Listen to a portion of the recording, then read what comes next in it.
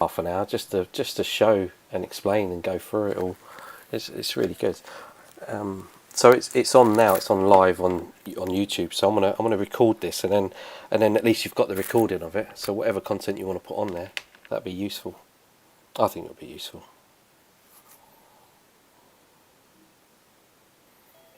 Oh yeah.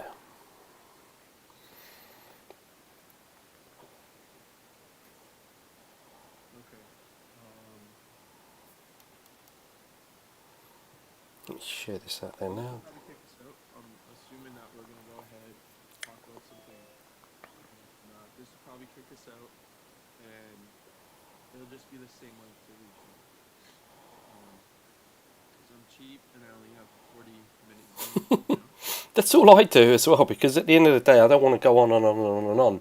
It just gets too boring. Yeah, I want to give people the opportunity to ask questions, answer. I've only been doing it for not that long, but I don't say that as a cop out or anything. I think that's something that's very cool because the results that I've been getting, like I've only been doing this probably for about a month, right? So a little bit of a story. What have I been up to? So obviously before we did, from the very start, we did. First I flipped an account, then I did the FTMO in the 3 days, and then we set up everything, used to trade together, live streams, all that good stuff. But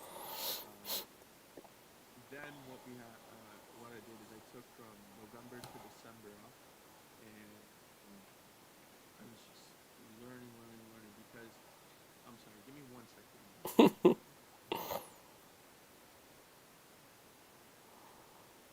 Let's post this to my story. Actually, I'll tell you what. We'll see if we can take a screenshot. There we go. That's done. So yeah, so then we had the live streams were hanging out. I took November to December off, but in the beginning I was trading a lot of support and resistance trend lines, just from whatever I could find on Google and YouTube, right, all for free.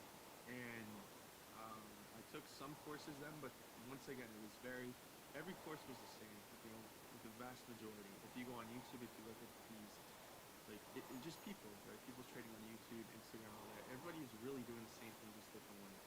But it usually comes down to different retail concepts. So it'll be like support and resistance, trend lines, Yep. like what's popular, fibs, Yep. different indicators. Obviously, everybody loves indicators, right? Yep. So from November to December, I started just taking courses. That's when I did something like that, Astro Effects, introduced things, looking at key levels. But I think it's still a really good course. The only issue is they don't actually teach you anything. That's What true, isn't it? It's annoying. I mean by right? There's no real system, no real strategy. I'm glad you said that. I'm glad you said that because it's true. It is.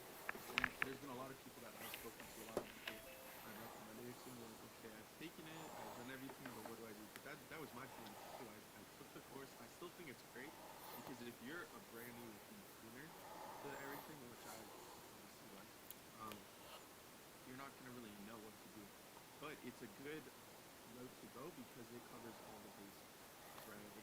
And for me, if I'm teaching someone or speaking to somebody, I'll be like, take this first, so we have a common understanding of what you know, what you're going to know, yada yada, and we can go from there, right? Build the foundation, we can go from there. So that's what I did, and then I did other things, other courses. I spoke to other people.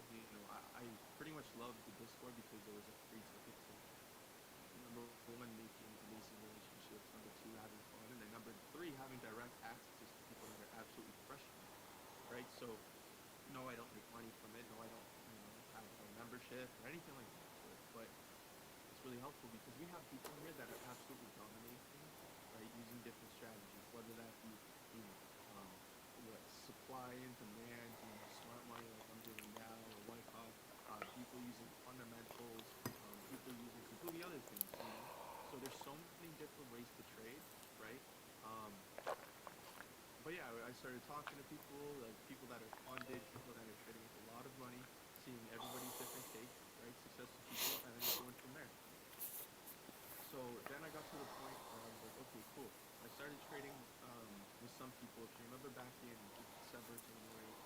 pushing fundamentals. So at the time, I was trading people that were doing fundamental, right? And they had amazing success. Honestly, it was like crazy because before, what are we taught? 1, 2, 3 risk reward is usually what we go for. The people I was trading with, they were trading 1 to 20, 1 to 30, 1 to 40 on, right? And I've seen the results, I've seen the trades and everything, and I was like, what the heck is this? This is completely ridiculous, you know? So, anyways, I started trading that way. I started, just one-on-one, just hanging out, you know, getting at the charts. That's when I started getting up about like 1:45 a.m. my time, trading all London, all New York. I was literally a zombie. My girlfriend, she didn't really like it, but I was like, screw it, gotta do what you gotta do. Anyways, long story short, I had a little bit of success with it, but it was just very complicated to me. There was a lot of moving parts. It's not to say it doesn't work, right? That's one thing too I want to clarify. I'm not saying there isn't ways that work.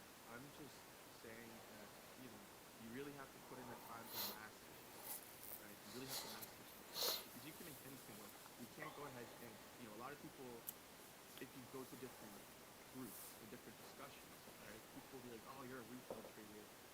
I get comments all the time on my YouTube videos, right? Like, yes, my first video was all based on support and resistance, right? I didn't know anything, but it showed if you know even a little bit of something, sometimes you can make money. So if you can master it, man, you're gonna make money. And Can everyone mute their the mics, same thing that, please?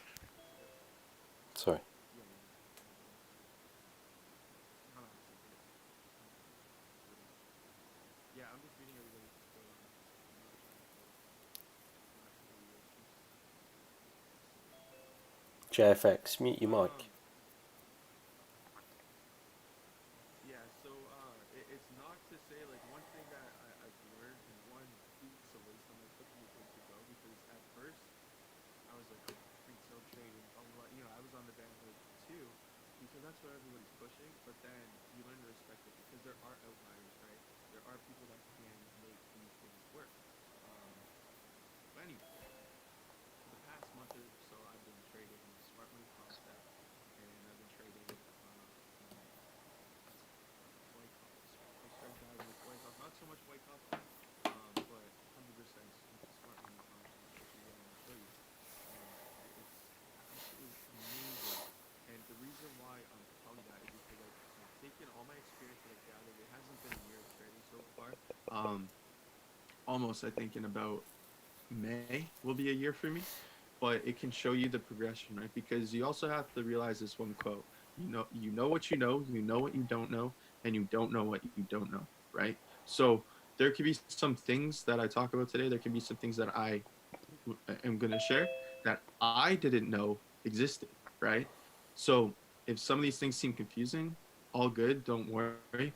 But I was at that point too. I was like, what the heck is this stuff? If you're able to get a 1 to 100 trade, 1 to 300 trade consistently, right? With zero drawdown, why aren't more people talking about it? You simply just don't know what you don't know, right? And this isn't the sexy thing to talk about. There's no Lambos, no private jets, no, $1 trillion yachts and all that shit in this sort of way of thinking. This is very logical, very logic based, very rational based. A lot of thinking, a lot of calculations, right? This is sort of it's not sexy, right? It's not cool. Like, oh, put on the indicator. It's going to tell you when to buy, and that's it. Oh, that was a lot of fun. This is very calculated and a very, very safe way to trade. But the results are unlike any other. But yeah. Last thing I'll say, I know I keep touching on it. It's only been a couple weeks for me, almost a month trading this way, but that should encourage you too, right? I probably put in maybe 300 hours onto this stuff already. Like I said, up till 5 6 a.m. Last night. It's 9 a.m. right now, so I had a little nap. Um, I'm not recommending that, but what I'm saying is, if it's only been about a month of me trading this way, and I'm hitting these moves consistently, I'm still learning, but I'm able to hit these moves already consistently in such a short period of time. That should speak volumes on its effectivity, right? So, anyways, um, I'll show you some of the trades that I've taken. Give me one sec. Just give me 1 second. I'm just pulling up some trading view, like time stamped. Uh, um,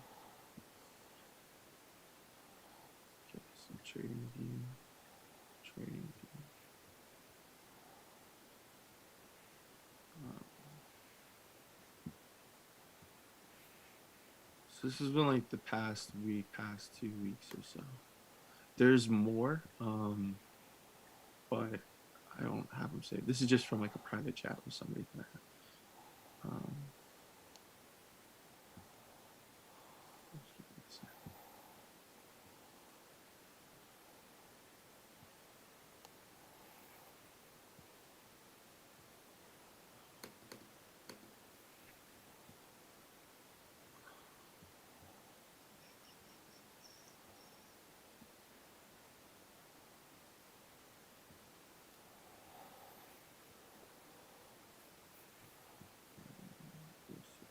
There's one yesterday. Um,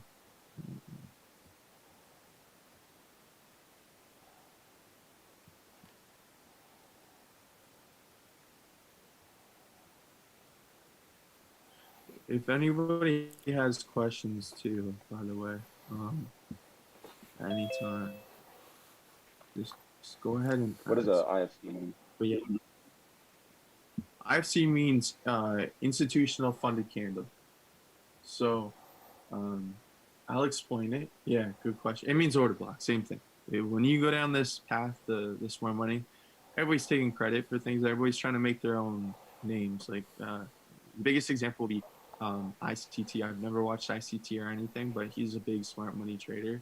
He's always naming things. Oh, this is the ICT, this, that. Like there's a new guy called Mint FX out there now. He's calling different things Mint blocks or Mint FX blocks. So it all means the same thing, but it's just an area. I'll explain all these, but it's an area at which institutions are putting money into candles and making things happen. So that probably doesn't make any sense right now. And you'll see the progression of getting better and better, refining better and better. But that probably doesn't make any sense right now, what I just said. And that's okay. So I'll explain a bit what I'm looking for in like the whole theory and the whole concept. And then we can look at trades that I've taken. These are all trades that I've taken the past 2 weeks. Past since February 18th. So yeah, past 2 weeks about. So the whole concept of this is we're learning how the markets work. We're learning about the logic behind the markets, right? So some things that I think a lot of people may find is when they're trading different ways, right? Especially studying out indicators, like I said, support and resistance. You may have questions. Well, what support, what resistance do you use, right? Why do you use this one? Why do you use that one, right? Prime example. If I had support and resistance, right, and I had resistance at the top, support here. Okay, obviously it was broken. Okay, well then we have support here, right? Oh, but then it was broken. Okay, now we have support here. We have resistance here. Okay, now it was broken. Okay, now we have resistance here. Okay, oh, it wasn't hit, but look, we got resistance here. We got support here. Support was broken. Okay, now we got support here. Oh, okay, now we have a trade. Resistance up here now. You know what I mean? It's very confusing. Which one is which? That was a problem I had a lot of the time, right? It was almost like kind of gambling. It's like Russian roulette. Sometimes I would take a trade on support and resistance, and sometimes it would work out. The other times it wouldn't. One thing too is it was hilarious, but uh, sorry, I was just reading the chat for the Zoom. Um, One thing that was confusing to me was like, what one do we choose? And it was funny because I was just doing support and resistance, and I told you the story of how I turned like $300 into 5 grand in a week, right? And I was like, holy crap, I have the secrets, right? But logically speaking, I've tried so many different courses and all these things, the main things that people pitch you. But logically thinking, if you actually know the results and the statistics, right, behind the market, if we know for a fact there's a shared consensus and a shared understanding that 95% of people are going to fail within the first 3 months of trading, right? Yet we all trade the same, right? That's to the T the definition of insanity, right? Einstein's definition of insanity, doing the same thing, expecting different results. If we know 95% of retail traders fail within the first 3 months, right? Then why are we going to continue to do the exact same thing that retail traders do? Like, it makes no sense. You know, it's literally like going to the gym, doing the same workouts, getting no results, or, you know, going on a diet. We're trying to lose weight, but all we eat is donuts, sugar, um, you know, uh, pizza, chicken wings, burgers. There's going to be a couple of people that can benefit from it that just have super high excuse me, high metabolisms or something. So there are the outliers, but the vast majority of people are going to fail, right? So I would always think that, and I would always think, well, how do we know certain things are going to happen and certain things aren't? Which level do we go with and which level don't we go with, right? But the root cause of it, and I remember saying this to a number of people, is the issue I have is I ask so many questions and I really have to understand something for me to totally get it. I can't just go and give something weight and have faith on it. Oh, just believe it'll work out. I can't do that, right? I have to explain something. I have to understand the logic. Then I know I can be successful with it, right? Um, but anyway, so what we're doing here is we're breaking down the entire charts, candle by candle. We're explaining literally every single move. And there's a whole system behind it. There's a reason why all this stuff is happening. And that's where the whole smart money and the Wyckoff comes in. Because it's not just random things, right? It's not just a bunch of randomness. What Wyckoff is, fairly simply, Wyckoff theory is, and we'll go into depth on it all. Sorry, let me take that. Wyckoff theory is this: literally reversing of markets. So you see how we have this new swing high. So we have, you know, higher low, higher high, and then we came down. Each of these swing points right here, there's going to be Wyckoff. Right here, there's going to be Wyckoff. Right here, there's going to be Wyckoff. Right here, there's going to be Wyckoff. Right here, there's going to be Wyckoff. On and on. Every single one of these points is Wyckoff. So if we go down to a small enough time frame, in this case, maybe the 5 minute, the 1 minute, because we're on the hourly here, the seconds, right? We can literally go down into the seconds or the milliseconds. Then we can actually see Wyckoff schematics play out. Why? Why is that? Well, see, Wyckoff schematics, all they are is how we're turning around a market, right? So the whole premise, go on, sorry. I don't know if somebody asked a question. So the whole premise of Wyckoff, right, is how the market makers, right, the central bank, large hedge funds, big players, billions, trillions of dollars, turn around a market, right? When we have a new higher high, it's not that, oh, we have a new higher high in a bullish trend.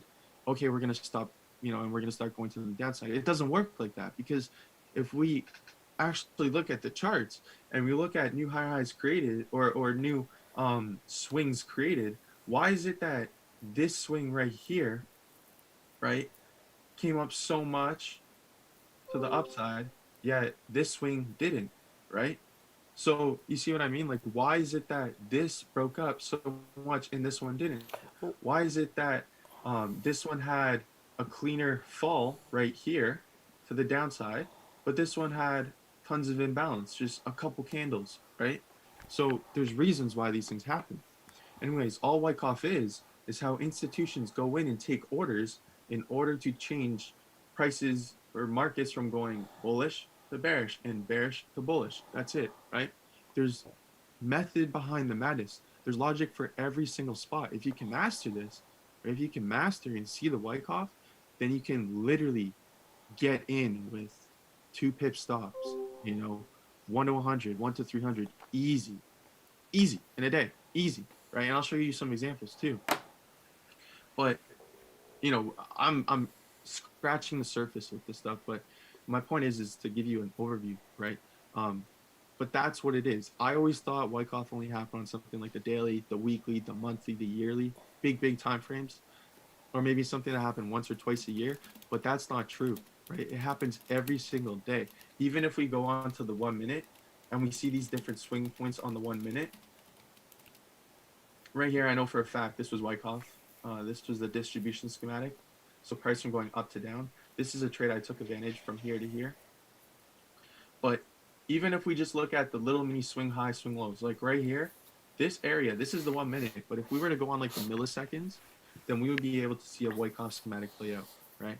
But once again, the concept that I'm trying to convey is there's a method to the madness. If you look at Wyckoff and stuff like that, there's a reason why we have, you know, all these different key levels playing out. Something like this, test, continue on. Chris, All these different spots.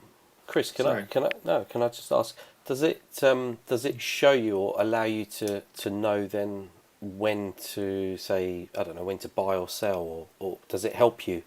And how does it help you? Because obviously you're using like a 1 minute chart, which is great to see, and price action is very fast. It's current. It's moving. So how do you know when to get in? And because you do see some massive risk to reward where someone's only got like a 3 or 4 pip stop, and then they're looking for like a 20, 30 pip target. And how do you know? How do Mhm. you know when to call the top and the bottom of it? So you would look at pretty much like the characteristics, right? So and one thing I want to specify is smart money and Wyckoff are two different things. Okay, Smart money is more looking at structure, right? cool. We're looking at structure and we're analyzing things like everybody knows order blocks, right? Order blocks is just a block of orders, right? Um, so let me explain that, I guess, really quick. I'm still answering your question with it too. Yeah, yeah. No, sure. um, Take your time. so No worries. an order block would be something like this, right? This area right here, because price for whatever reason came up to this level and then broke all of this structure, right? Just like right here, there's a huge order block. Why did price right here come up and then all of a sudden had this huge push to the downside? There's a reason for that, right? Like there's reasons that these things are happening. Um, that's more smart money. Wyckoff is more so how institutions take their positions, right? Now, to answer your question specifically, you pretty much look. So when I was on the chart over here, right? There's four schematics essentially. There's four schematics when it comes to Wyckoff.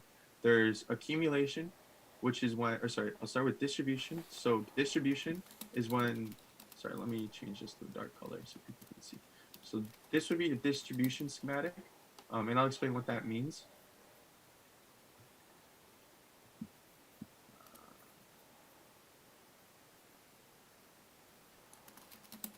Okay. So this would be the distribution schematic. So this is when price, or we're in like a bullish move. We're making higher highs, higher lows. So we're making a new higher high in this example. So what would happen is price would come up to here, right? Making a new higher high. This would be the new swing high. But we would have the Wyckoff schematic. We would see something, something like this.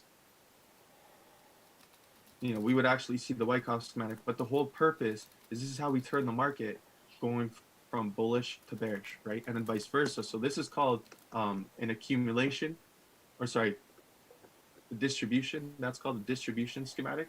So up, lock, down, right? Then we have the accumulation schematic, which is down, block, up, right? So this is going bearish.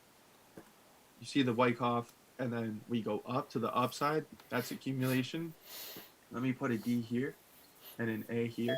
You guys can just Google accumulation distribution schematic, and I'll show you the steps.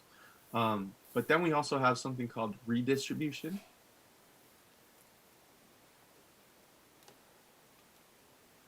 right? And reaccumulation. So this is mid-trend. So say we're going, in this case, this is reaccumulation because obviously we're still going up. So this is when we're going like this, right? If we have a patch of consolidation and then we continue on, right?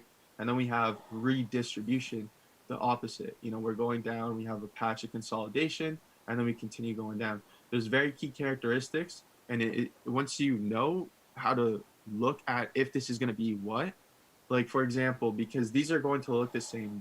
The reaccumulation. Sorry, I know this is a bit messy. The redistribution. So the redistribution is going to look like an accumulation, right? Because at the start, what are we doing? We're coming down, right? we're making sort of that Wyckoff schematic, but then we actually fail to break structure. I'm going to show you a trade here. Why I took a trade, I think it was Wednesday, during Wednesday, uh, London and New York. That was a redistribution, right? Because we would have thought this was going to be an accumulation going back up. This may sound complicated. I'll break it all down. But it failed to do so, so it came tumbling down. And that trade was right here. This was the redistribution, right? So if we go over to the left, in fact, I can show you on the charts. If I go over. So to answer your question, you kind of have to do your due diligence, but you wait, right? You literally just wait. That's all it is. But there's also characteristics too. Like if we just made a new swing high, a new swing low. For example, if we just made a new higher high, then chances are price is probably going to come back down eventually. So if we see higher high, but then we start seeing momentum, um, starting to dwindle out, like if we see a lot of consolidation, then you're probably going to see something like this. Why? Because what the institutions are doing is they're collecting orders. They're getting out of their buy positions that made them all that profit, and then they're also stacking more sell orders to bring price down, if that makes sense, right? Um, but this was the play right here, right? So if we were to map this out from about here to here, you would see the different Wyckoff phases, right? You would see something like that, the different phases. But right here, in fact, you know what? Let me go like this.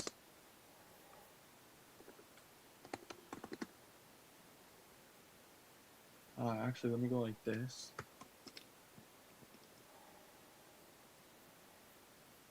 So this was oh, this was the accumulation, right? Different moves here. Let me actually go like this.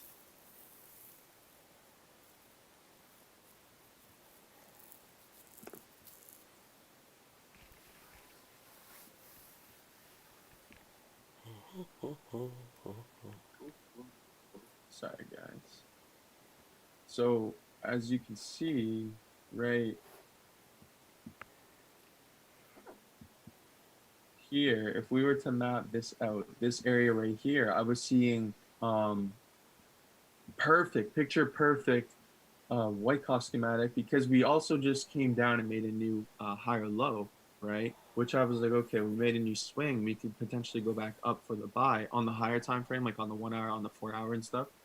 So I was like, okay, this is an accumulation schematic, but it failed to continue on. So if we actually go ahead and do this, like check it out, it worked out perfectly. You go here, you go PS, oh shit, make this for is your PS over here. Now, I want to show you something. I don't actually know the words. Excuse me. As well, I haven't. Excuse me. Sorry. Memorized them yet. Right. This is literally showing you the level of like the skill. Like I'm still learning the skill. Doesn't matter. It's all good. It's good to show what you've been up to, and you can see the similarities between that example and your real life chart on the euro dollar. Yeah, and that's one thing I hope to convey too, where I don't necessarily I don't know all the terminology, right? That's something I want to further explore and master, but that should be motivating for others because, like I said, I haven't been doing this stuff for that long. But if you see my markup on this was on yeah, not yesterday or the 4th. This was on the 4th. This day yielded 88%, 1 to 88 R, right? And that's after losing 2 trades, minus 1 R. Um, but the first trade right here, I don't know if I still have it on my chart. No, I took the trades off my chart, but I got in and together. Sorry. Where did you get in, by the way? Sorry, where was your entry and stop loss and target? How did you do that? Yeah. So sorry, the Zoom thing keeps popping up. If we get once again, if we get canceled out of Zoom, just click the same link and we'll be on together again. Yeah, no worries. But you can see right here was the first entry, right? So breaking of this structure. So that was in fact right here, out like such. Um, sorry, give me one second. Yeah, no worries, no So that worries. was breaking,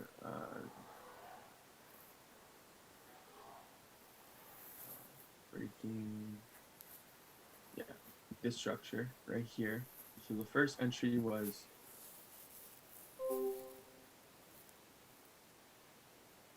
right here, right? So right here. So we had a 2 pip stop, and then this yielded.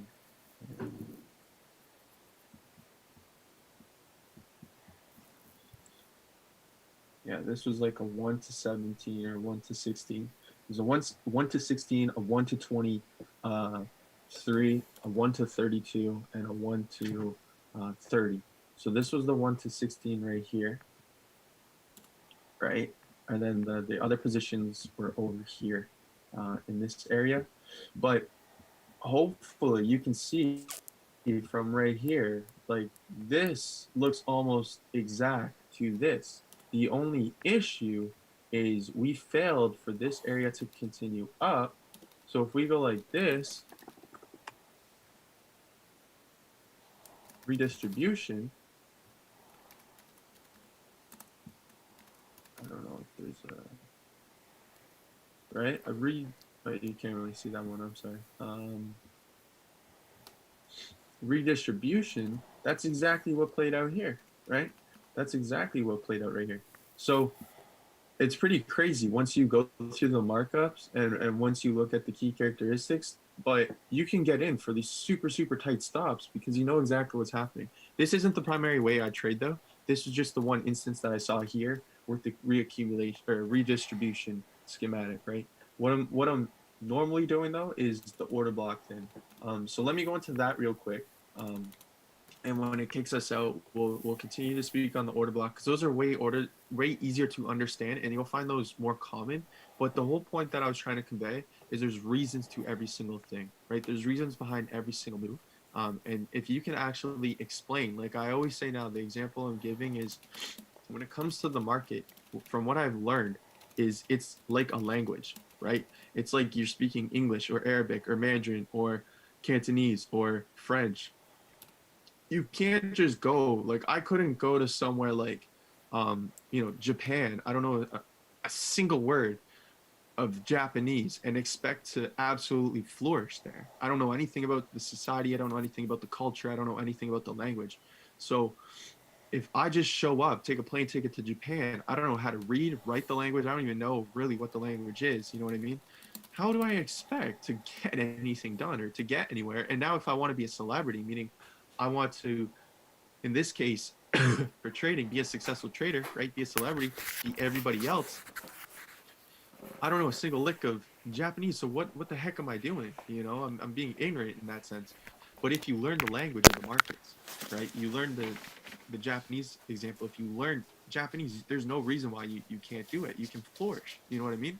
So a lot of people, what I'm seeing is they're making very simple mistakes, very, very simple mistake. We had, unfortunately, the one example of the son and the dad trading that gold account, and they were trading when price was starting, when price just made a new higher high of a trend like this. This is where they were taking um, their buys, and they would come back here and die. And then down here is where they would take their shorts, and then price would go up. They would short at the lower highs, and they would buy at the higher highs. If you just knew the language, very simply how to trade a trend, which is very, very primary, um, very beginning, like the very foundational, then you know exactly not to look for buys and shorts at those swing points, right? At that higher high, the higher low. But once again, this is just showing, like, unfortunately, it's been sold to us that, oh, you can be a millionaire, you can be a billionaire by yesterday if you get into Forex and make 2 trades, right? That's not necessarily true. And you can actually see this because a lot of the people on YouTube, a lot of the big people on YouTube, they started off trading. They started off having their humble journey. I want to be a trader, yada yada.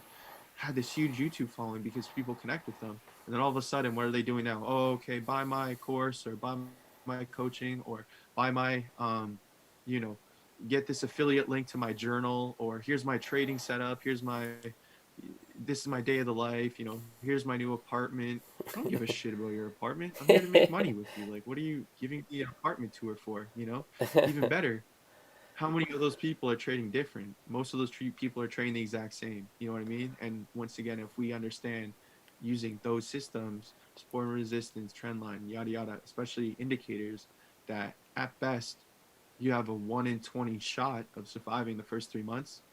You know what I mean? You have to start asking these questions.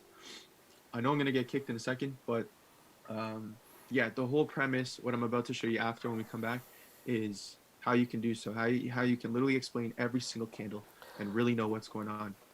So I'm gonna end the meeting right now. Click the same link. We'll jump on back, and then I'll show you the next step. You've got a couple of questions Um, on YouTube as well, via YouTube. And okay, cool. Yeah, we'll come back and deal with all that too. I'll okay, see you in a sec. yeah. Well, the YouTube's still on; it's live, so that's not going to go off. Yeah.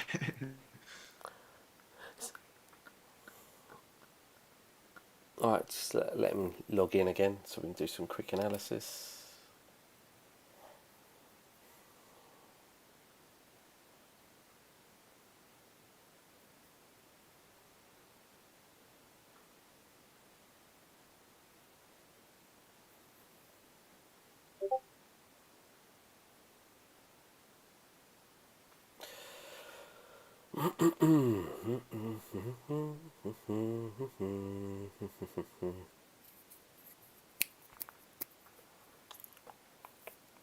All right, let's log in again, shall we? Find our login details. Here we go.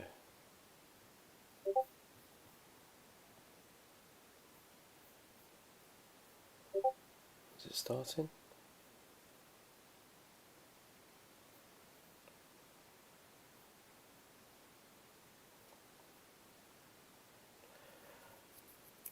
Launch meeting.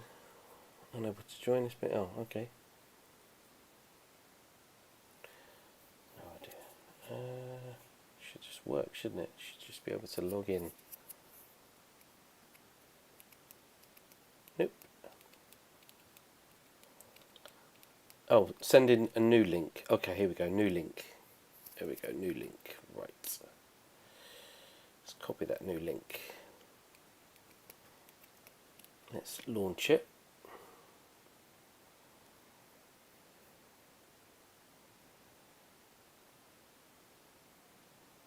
Hey, there we go. Back. Alex, I put a new Yeah, just sharing link. it now. New link. Yeah. There we go. Just put that out there for some of the guys that are trying to log in. There you go. Done. That's cool. That's cool. So there were some questions. There's a couple of. Yeah, please. Let me just get them. So, let's pull that over there.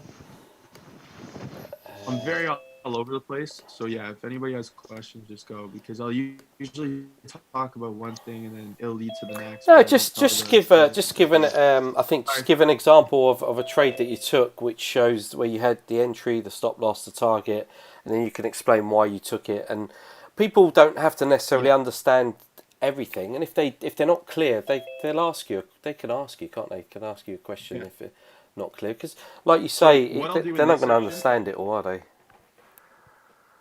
Okay, yeah, exactly. So what I'll do is I'll go back and I'll explain now the whole order block concept, the smart money concept, and we'll see some trades that I've taken, and we'll also do some back testing together. Like, we could just do a really rough back test really quick. Okay. The logic, and then, obviously you can either choose to go forth and look at the logic and further explore, because it's just practice repetition. That's all it is. You just got to understand. Once you understand the logic, that's the most important thing, and that's why I'm always preaching understand the logic. Like, understand the why, or ask the why.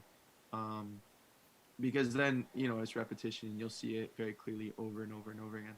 But yeah, I'm gonna go through some examples, and rather than just talk about theory like Wyckoff, we'll actually look at some like examples, so you guys and girls can hopefully take advantage of some things.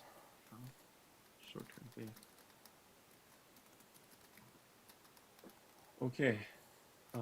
Right, just under 20. Sorry, were there any other questions on YouTube Yes, or? yeah, YouTube is so leave a legacy. Somebody called leave a legacy. So accumulation, distribution, and consolidation. So it's just like breakouts. He says, is it like breakouts? Whoa. Yeah, so accumulation, so if you see consolidation, then that's where there's something happening, sorry, in that consolidation.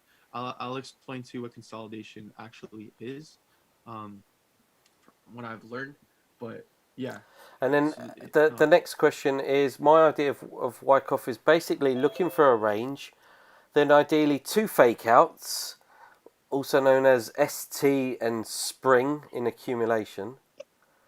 Then mhm. wait for high highs, and then stroke SOS, and Yeah, enter. SOS trade. Okay, so enter around the top of the range. Did I get that right? That's what he's asking. So Yeah, yes and no. So yes, you are right, but you can refine it, right? That's what a lot of this cool. school of thought is about, refinement, because we can go and take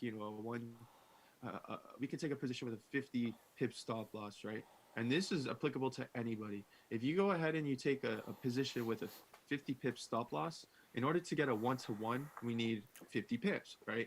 But if you come in and you take a position with the exact same position, but you take a 1 pip stop loss, right? Well, now you're going to have a 1-to-50 trade instead of a 1-to-1 trade. So the whole purpose is to get in on the refinement, to really refine. And we're going to go through some examples too, how we start on things like the monthly chart, and then we go down to the weekly, daily. We mark up the 4 hours, but then we go all the way down to the minute. Some people even go on to the seconds. But once you understand the logic, you can really zoom in microscopically, have these super tight stops that play out because it follows the logic, and then you can have these huge plays. But yes, you are correct. But what I would say is go ahead and learn how to further refine it so you can get a better entry. You know what I mean? That's the whole, that's the challenge you now have to make, right? Because the goal is to have a tight stop, right? To be entered on a tight stop, because then we can have a much larger risk to reward. There's no different than the way I'm trading compared to a lot of people. It's just I'm having like on average a 2 pip stop loss. My average stop right now is a 2 pip stop loss. So if you see people, I see different people throwing signals. Daniel Savage, which I know you love, Alex, or that guy Raphael Palmdale, the guy that made millions. Yeah, yeah, He yeah. says, they're hitting maybe 20, 30 pips, or I see people on YouTube hitting 50, 100 pips a day, but they're doing a 1-to-1 or a 1-to-2. If I see a 100 pip move, then I'm probably going to make at least a 1-to-50 on that because I have a 2 pip stop loss, right? So the whole point is just precision. There's no real precision of entry, right? There's no real difference than how we trade. It's just I'm getting in at a better entry, arguably, and I'm having a smaller uh, stop loss. With that being said, if I'm risking like 1% on like the FTMO account, then that's going to be about a 40 lot or a 50 lot. So it's a lot of lottage, but you're so confident with the position, and I'll explain exactly why, that you don't really care. You're like, yeah, I know it's gonna hit, and then you'll see your confirmations once you get on show. Um, Well, the next for the rest, question it's one more question. It was in the for example sure, you yeah, in the example you showed. How would you yeah, know if a marked up accumulation is actually a redistribution waiting to happen? yeah. That's a really good question. So how did I know? And it's very simple, right? So this right here was the distribution or accumulation, right? So we made the higher high, or we made the high structure, right? Pretty much we're looking for the swing from down to up, the transition down to up, right?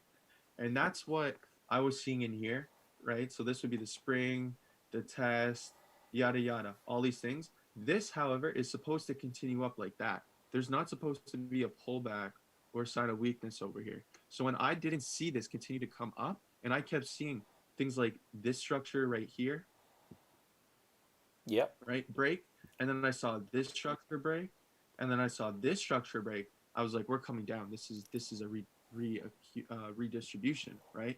Because we're not supposed to have these pullbacks like that. We already had them over here in this area, right? We're supposed to continue up with strength, but we didn't. So because we failed to do so, I knew instantly it was a redistribution. So it was going to come like that, and that's why. That was it. Just the failure to continue. That was it. That's why I got it. Yeah, that's good. It's good. And So that's the key characteristic for the that's it. yeah, it's helping you identify Yeah. where there's a break of structure, and it's interesting you show that. And then we still had this nasty push up, which I've noticed Eurodollar does that now these days. Yeah, that Yeah. manipulated pump. Yeah. You know what's funny? I told my brother because I'm only trading Eurodollar now. That's it, right? Okay. Um, and you don't have to do that, right? Like I know people that are doing very well. You can even see examples in the Discord, people doing well, but they're trading all different pairs and they have multi pairs that they look like. I'm literally just trading on the euro dollar, and I would never trade the euro dollar because I was taught you never do. Why? Because it has the most manipulation, right? The big institutions are on there. Don't trade the euro dollar because you're most likely gonna have a lot of manipulation. I told that to my brother the other day because he knows all about that. He's into forex too, and he's like, "What are you trading right now?" I'm like, "Oh, just the euro dollar." He's like, "I thought you don't like the euro dollar. Like you told me to never trade that, right?" But you could see the different worlds because at first I was like, "Oh, don't ever trade yada yada," but now that's all I trade because I'm trading like the banks now. I'm trading like the market makers. I'm following their logic, right? Um, but yeah, so let's see some examples now. So that was more Wyckoff. And again, please, any questions, please ask. But now we'll go into the order block side. So this is the smart money. I have a Uh, question. yeah, what's up? How do you do like a top-down analysis? Okay, so let me explain this, and then we'll do a top-down analysis because we're gonna do like back testing. I'll show you trades and all that stuff. Um, but yeah, I'll answer that for sure. Um, So what we're doing, and I'm going to show you some examples on all time frames, is we're learning to trade like the institutions. What do I mean by that? Everybody always says that, oh, institutions levels, institution is da, da, da, da. But we got to follow the logic. Now, what do I mean by that? If you think about it, right, and this is something that I've always wondered and I bring up a lot. If you have $1 billion to manage or $1 trillion to manage, right, as a bank or whatever, you can't just trade these things with, a 50% success rate for a 1-to-1 or, a 1-to-3 even. Like, you're not going to trade $1 billion like that because if you risk that, that means you're down. Like, if you risk 1% of $1 billion, that's what, $10 million you just lost like that. You know what I mean? And you're not completely sure. So I was like, how the heck do they trade? Right. Um, but what they do is they go ahead and they're trading with themselves. Now, what do I mean by that? If you actually look into the forex market, which is what 4 to 6 trillion a day, retail makes less than 5%. Okay, like us guys make less than 5% of the market. It's all big banks, big corporations, people with a lot of money, right? We're the guppies of it all. Okay. So one thing I really want to clear up, because this all goes hand in hand, is a lot of people will always be like, okay, look, there's manipulation, so look, there's a stop hunt for us retail traders. Oh, look, banks or market makers are going after us with a stop loss, a stop hunt, or yada yada. That's not true. They're not going after you. Okay. And here's the reason.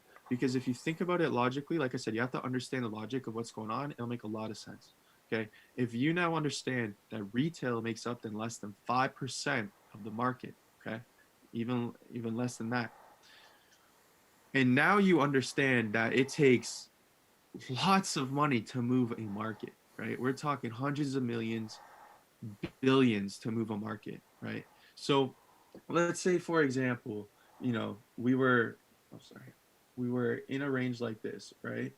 So we're in consolidation and people's stop losses are up here, right? So if we have a big spike, right, like this, no, it's not necessarily institutions going to get retail traders out. It's institutions going to get a better price for themselves.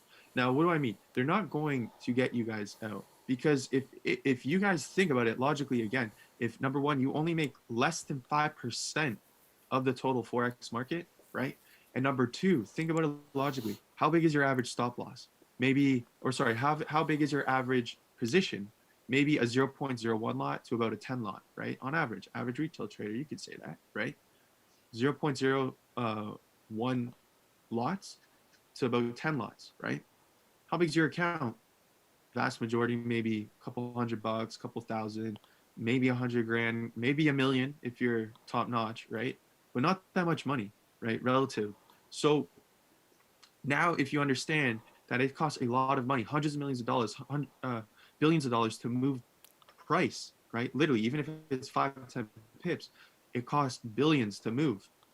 Well, if you do the numbers, 5% of the market that has on average a 0.01 lot to about a 10 lot, right?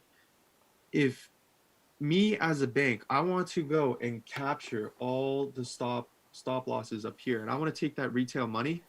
If it's costing me, say, $1 billion to go and move that maybe 5 pips or 10 pips, right, to stop you out. If it costs me $1 billion, yeah, once we do the math, like I said, once again, 5%, yada yada, right, 5%, all that stuff.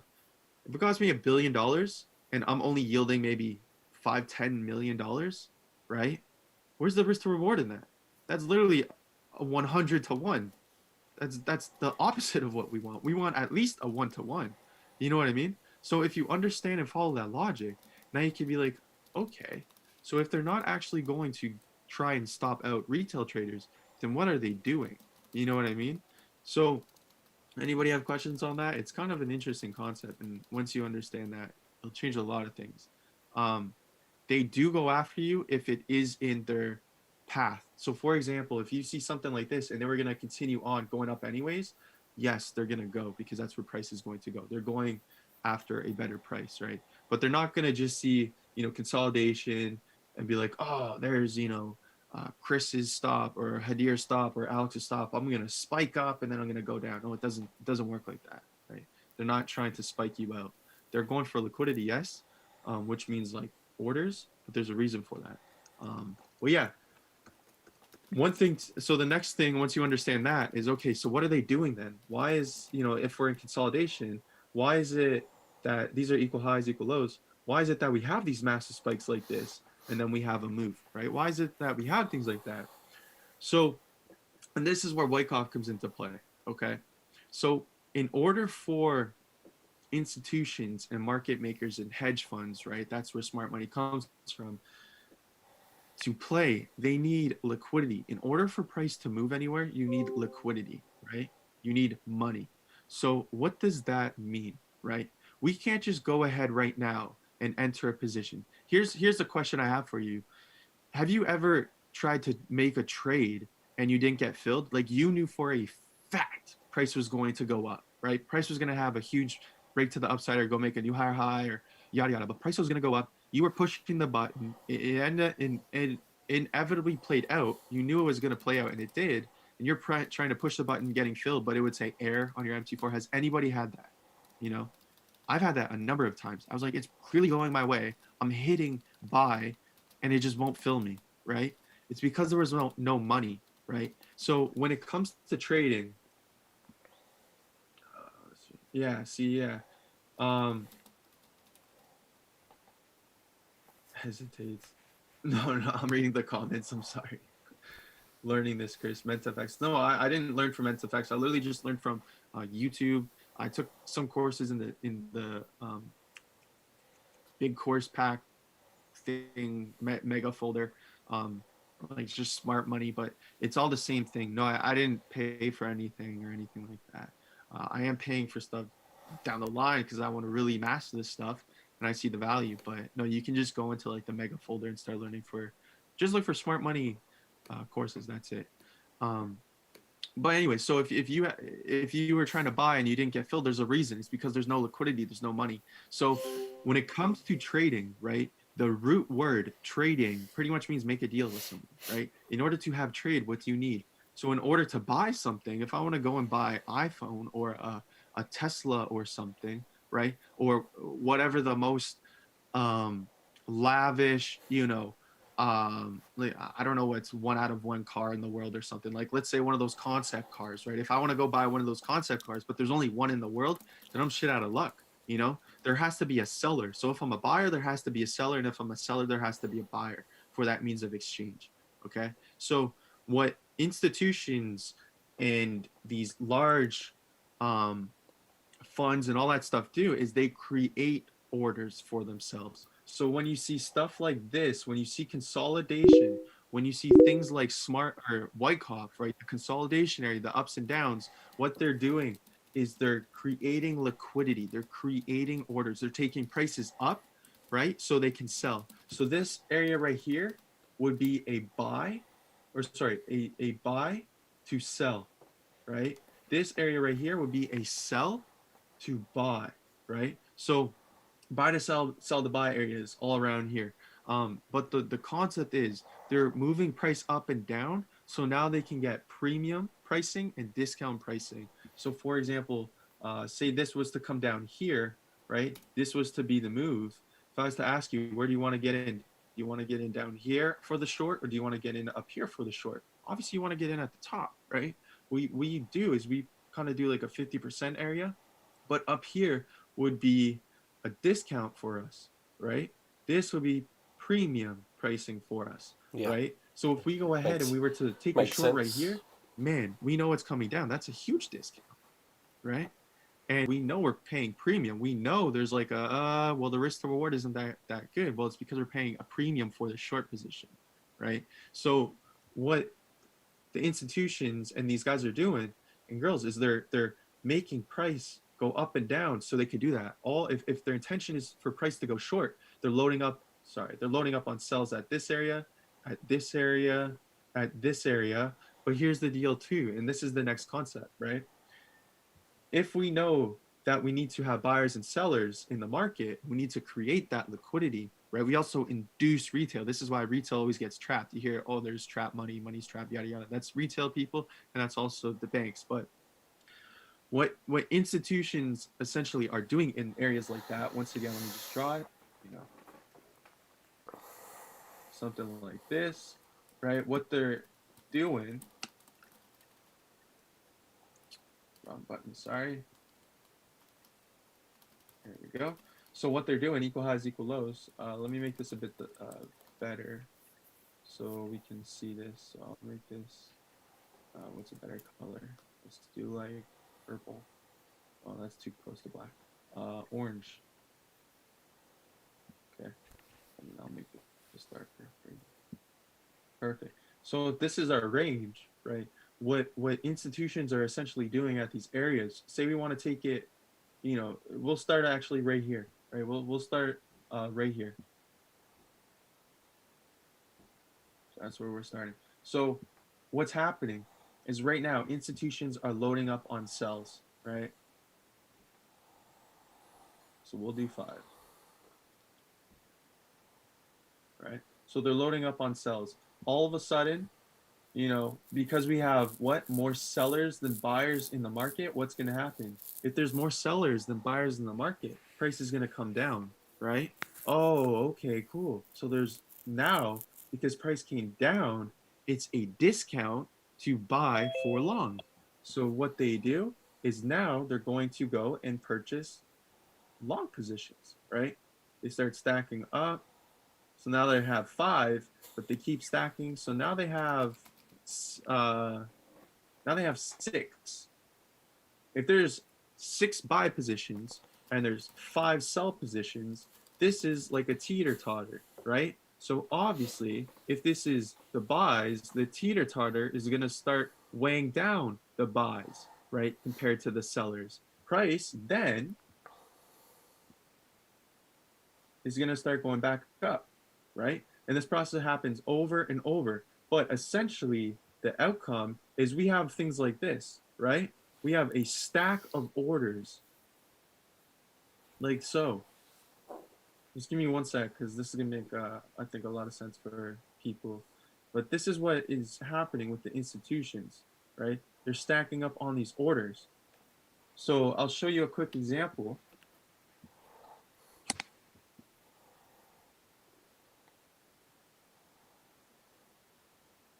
Right? If I was to go ahead and use something like a volume indicator, check this out.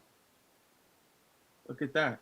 these big lines are the volume, right?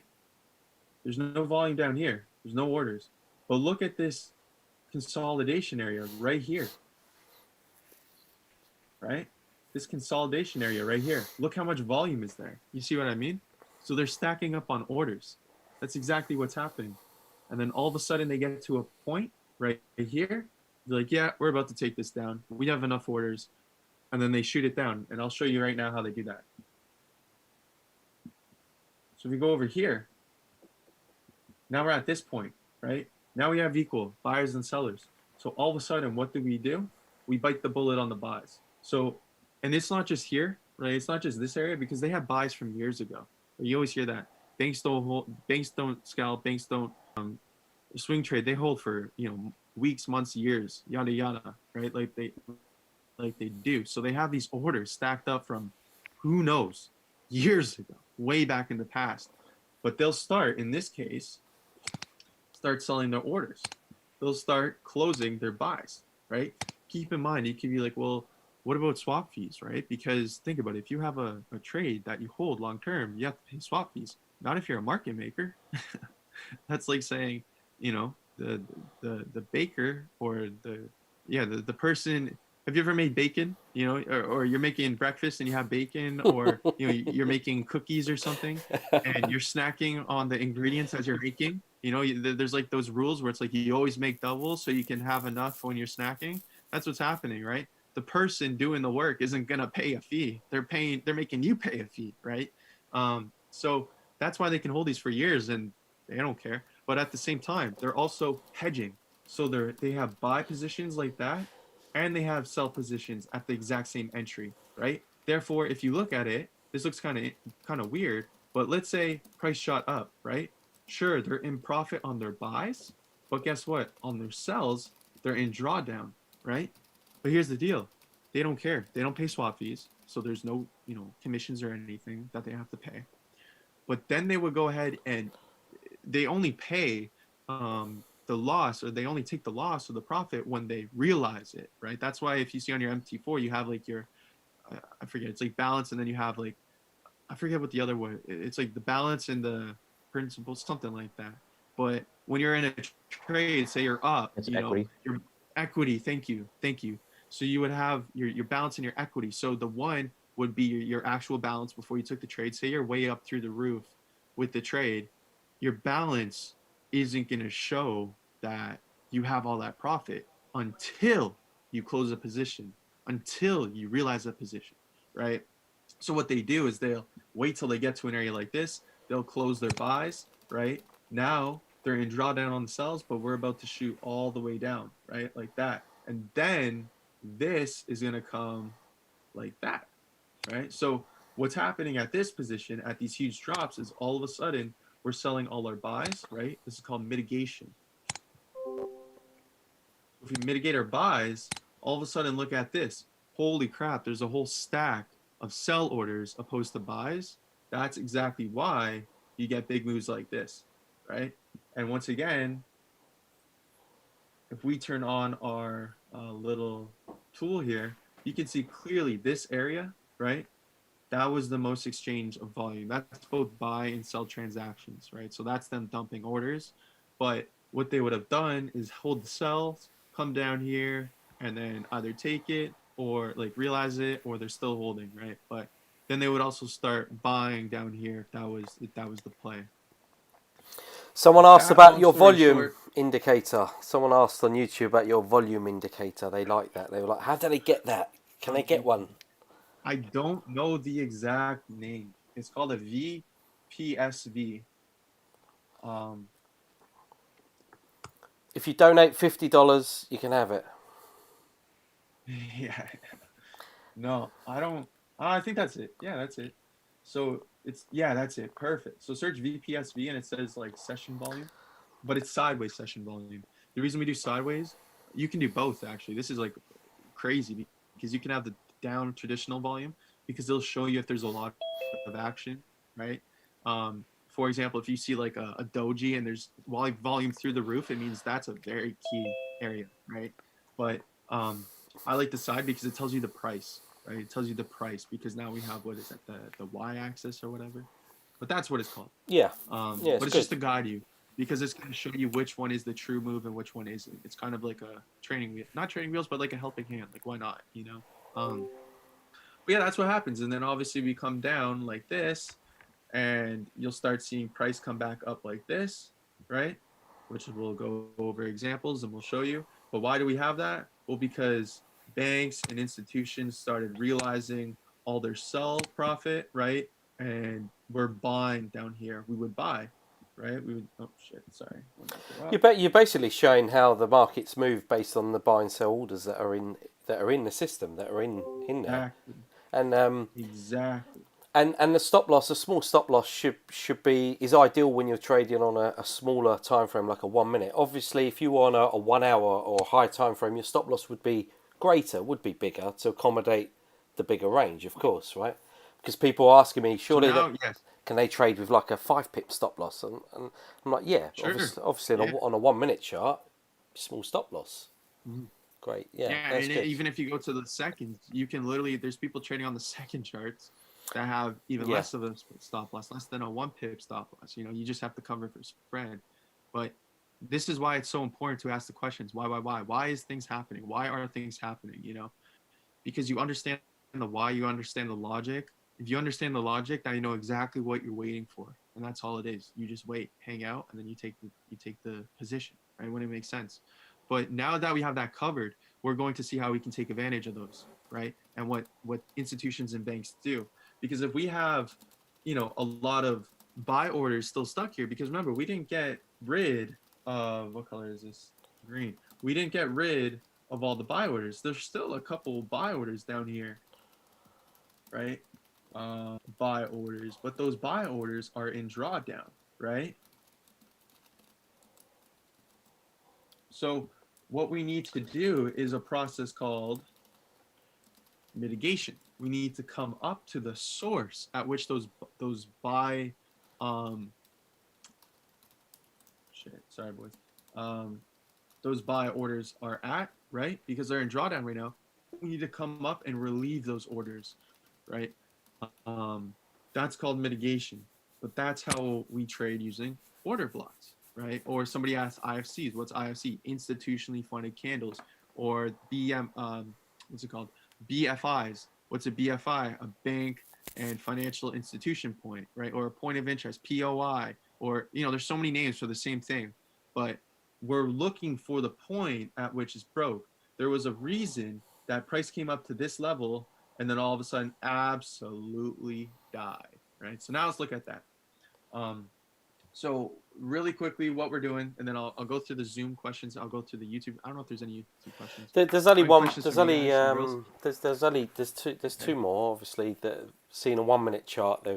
Somebody's not used to seeing a 1 minute chart, so they get a little bit Yeah, we'll go emotional on with that. to like the higher time frames. But here's the thing, right? Yeah, Here's a really cool concept too. The markets are fractal, right? The markets are something called fractal. So what does that mean? That means that if I right now, or sorry, what it means is what happens on the seconds, what happens on the minutes is going to happen on the 5, on the 1 hour, on the 4 hour, on the daily, on the weekly, right? It starts off, and I always say when I'm helping people doing this stuff, I go, what's the first time frame that's going to show you a change, right? A change in direction, or break a trend, or break a structure. It's going to be the milliseconds, then it's going to be the seconds, then it's going to be the minutes, then the 2, the 3, the 5, the 15, the 30, the hour, 2 hour, 4 hour, daily. Like, it happens slow, low time frame, the high time frame. So what I'm getting at is, if right now I was like, yeah, guys, we're on the daily, you wouldn't know if there was no labels. You wouldn't know, yeah, yeah, which is crazy. yeah, So it's not necessarily, oh shit, we're trading on the 1 minute. Like, yes, it is. Don't get me wrong. And I'm not trying to be condescending or negative. That's not what I'm saying. I'm just trying to say, like, all this stuff can be found on any time frame. So even if you don't want to, go for really tight positions and stuff like that, you don't have to. You can go on a higher time frame if that makes you feel more safe and well, secure. some But they happen on somebody every single No, of course it does. The setups are the same, aren't they? It doesn't matter what instrument, what pair, what time frame. The same. It's the same, isn't it? Price action is the same. Just someone asked though, if you're trading on a smaller time frame, like a 1 minute, with say a 2 pip stop loss, what are you seeing in terms of your hit rate, your success with that at the moment? Is that because Oh people? yeah. It sounds quite difficult, Okay. maybe So in theory at least. yeah, hit rate would maybe it depends, right? Listen, again, I've been doing this for less than a month, so I don't really know it. But if you know, like, because there's been one trade I took on UJ dollar yen, right? This was like the first couple days of studying this. It was a 1 to 23 trade, right? At the time, the biggest I've had. I was like, holy crap! I got in on the 1 minute. I literally got in at the very tip of the wick, right? And then it absolutely shot.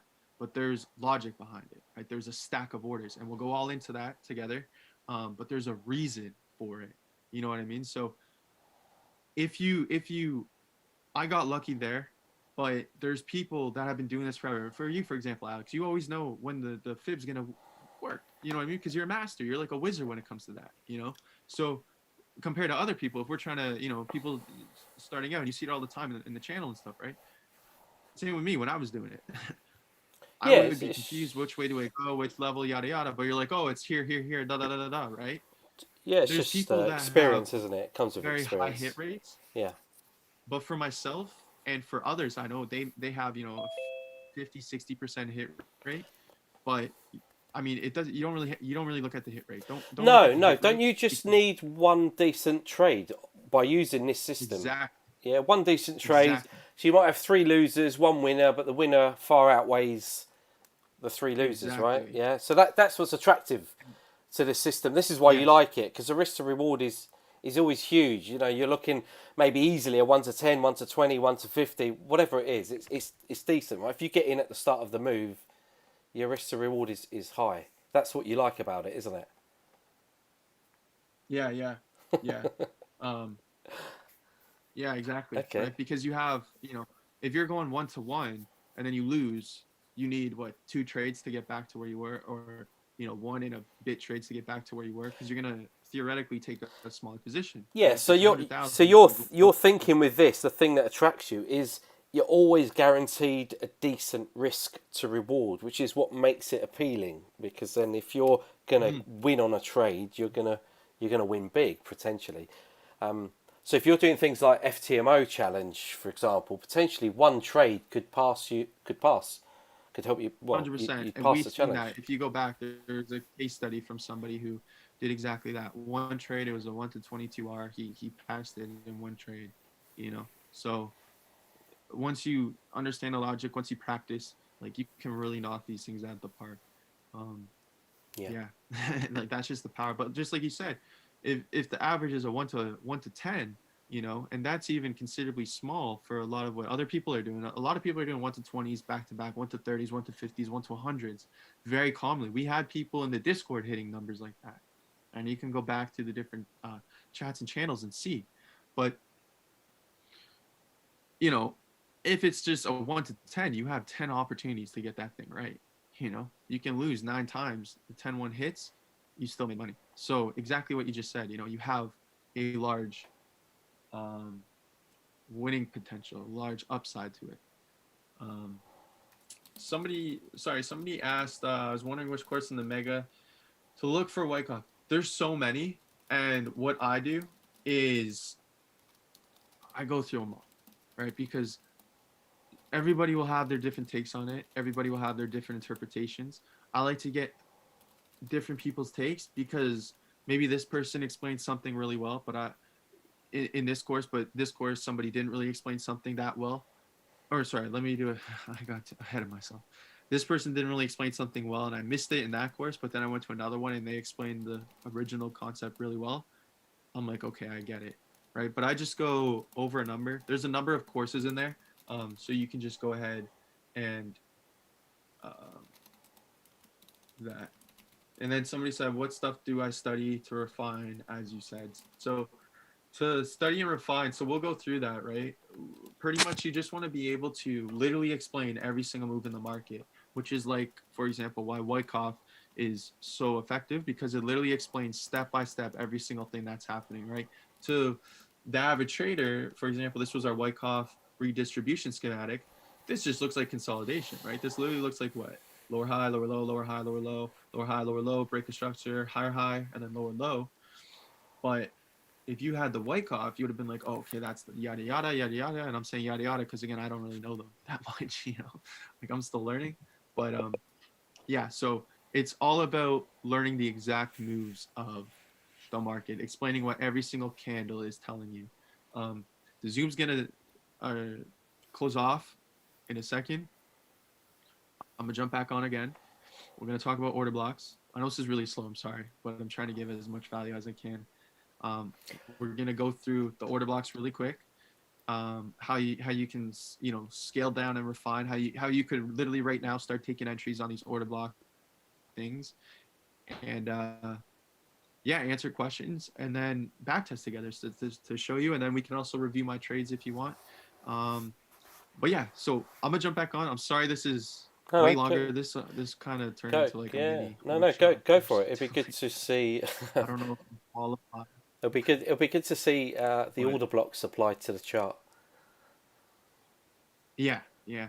The main thing before I get kicked out is you have to understand the theory, understand the logic. Again, this isn't sexy. This isn't Lambos, private jets, um, designer clothes, fancy watches, massive, I don't know, spaceships. Like, oh, look at this massive trade I took today. No, it's not that. We're understanding the logic, right? Like, we're understanding the theory. It's more boring to learn. For me, I think it's like watching sports. Like, I think this is super interesting stuff, but it takes longer to get the results because we have to understand the logic, but the results you can't compare, So I'm trying to get the logic out there so people can start seeing, because I keep saying logic, logic, logic, but people are probably like, what the hell is this guy on about? So but anyways, I'm gonna see you in a second. I'm gonna close this one. I'll send a link and then I'll see you back. I'm sorry. Again, I'm a really cheap guy. Can't pay for the premium Zoom. But yeah, I'll see you back in a second. So yeah. No worries. Yeah. um, back up here. Well, Let's get this back on. One more go. One more go.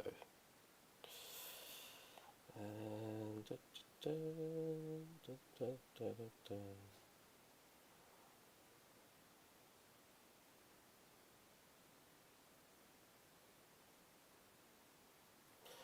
let's see if it's the same link. Any more questions? So you can have 20 losers and 12 winners, but is your R to R? Yeah. Okay, you can come out profitable. Yeah. See that's exactly. So for me personally, I'm unbiased really, neither here nor there when it comes to this style of trading. I mean, obviously you're taking multiple trades, and you might have to have 2 or 3 goes at this before you actually get the move that you want, which makes sense.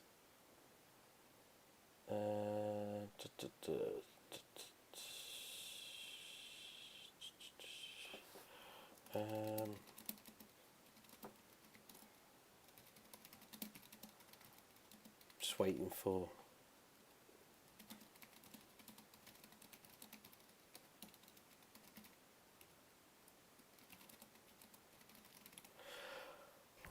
Where is it? Where's the login details? Is it the same login details? I wonder.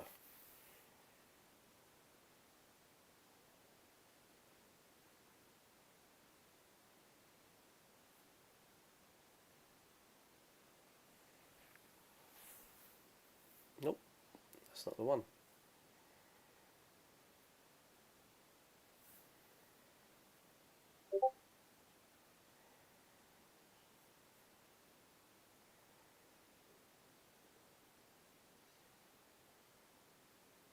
Oh, here we go. New link. Let's do this. New link. New link. Press it. Done. Hopefully that should work.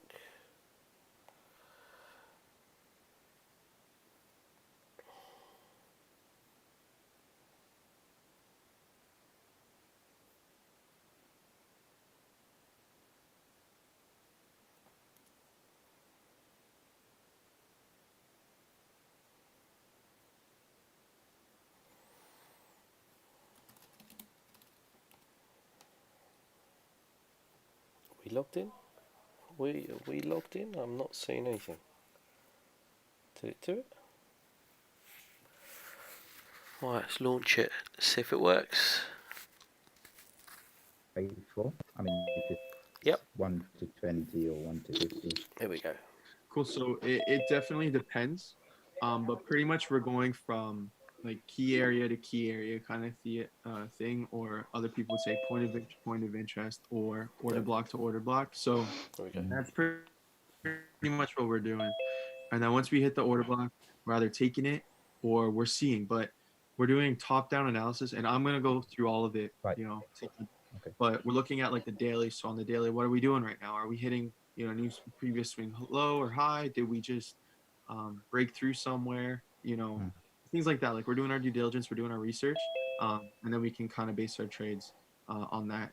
So long story is like you have to do your due diligence, but if you want a shorter version, it's totally up to you. Some people will instantly, as soon as it hits a level, will take their trade.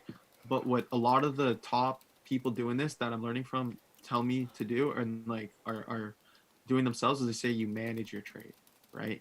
You don't necessarily get out, but you manage, because there's always profit potential. There's always an even more greater move potential, right? And like there'll be times, like say for example, right now on the charts, right? Like obviously we just had this clear break up here. I personally, I mean, you can go to the EU chart. I thought this was going to come up. I thought this was an accumulation schematic. I thought it was going to come up. It wasn't, and it shot down even more, right? So if we took our trade over here, this trade I think was a 1 to 30. But if we held it, it would have been, instead of a 1 to 30, it could have been like a 1 to 60 or something, So you just gave up all that extra profit potential. But this is what we're managing our trades. I'm going to go through it all. So, yeah, but that's pretty much the answer to that question. Thanks. This is not my Zoom. This is Chris's Zoom. I'm just he's hosting. Yeah, sorry. That's fine. That's fine. Right, yeah, good. I think the last bit that you talked about was really good to show the volume indicator, to show the orders, how it's all being bought and sold, and that's cool. Makes sense. Yeah, here's something too. So yeah, let me. Sorry, any more questions? Anybody? And then if not, we'll continue on. But exactly, Alex. Like it's really crazy, because once again you understand like the logic of what's going on, it's like, oh, okay, then.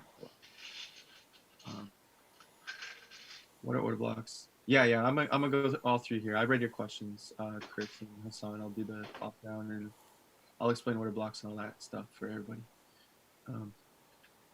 Cool. So now we understand that. Now we understand, number one, a couple of things. We understand the Wyckoff schematic, like we did over there. What is Wyckoff? That's just the change of swing highs, swing lows. We understand how the bank and institution trade, right? So we understand how they stack orders and why consolidation happens, why these ranges happen, because they're stacking orders, right? So we're getting all the different parts. We're getting all the different moving parts. But now let's actually go ahead and explain what everybody's waiting for, what order blocks are. Or again, institutional candles, buy-sell candles, IFCs, banker blocks. Like there's so many different names for these things. But let's explain what they are. Okay, so what a order block is, and I won't show you this example. I'll show you a better one. And when I say a better one that was respected, one that actually played out. Let me go to this 3 right here. People are asking, aren't they? They're asking So major and minor order blocks, and they're asking if you do a live markup. So that's what you're doing now, isn't it? Anyway, so that's good. Okay, cool. Cool. Yeah. So I'm gonna explain it in theory, and then together we can go ahead and mark some. Like we can look at actual plays, like trades that, trades that I've taken, and we can back test them. So I'll show you the outcome. We can back test them why they happen, or we could go to random spots on the chart. But yeah, so I'm on the 5 right now. I'm just trying to get less always so it's easier to see. Oh, But like a clear order block would be something like this, right? This would be a very nice order block right here. So an order block, once again, what is that? That's the get this out of the byproduct, way. right, of There institutions we go. and market makers saying, okay, we have enough orders, let's take price. So it's pretty much when they're at the point where like, okay, we have enough orders, let's take price somewhere. So as you can see in this area, what do we had? We had a lot of range, right? Range. So in this specific area, what do we have? This is on the 5-2. So we had equal highs, right? Shit.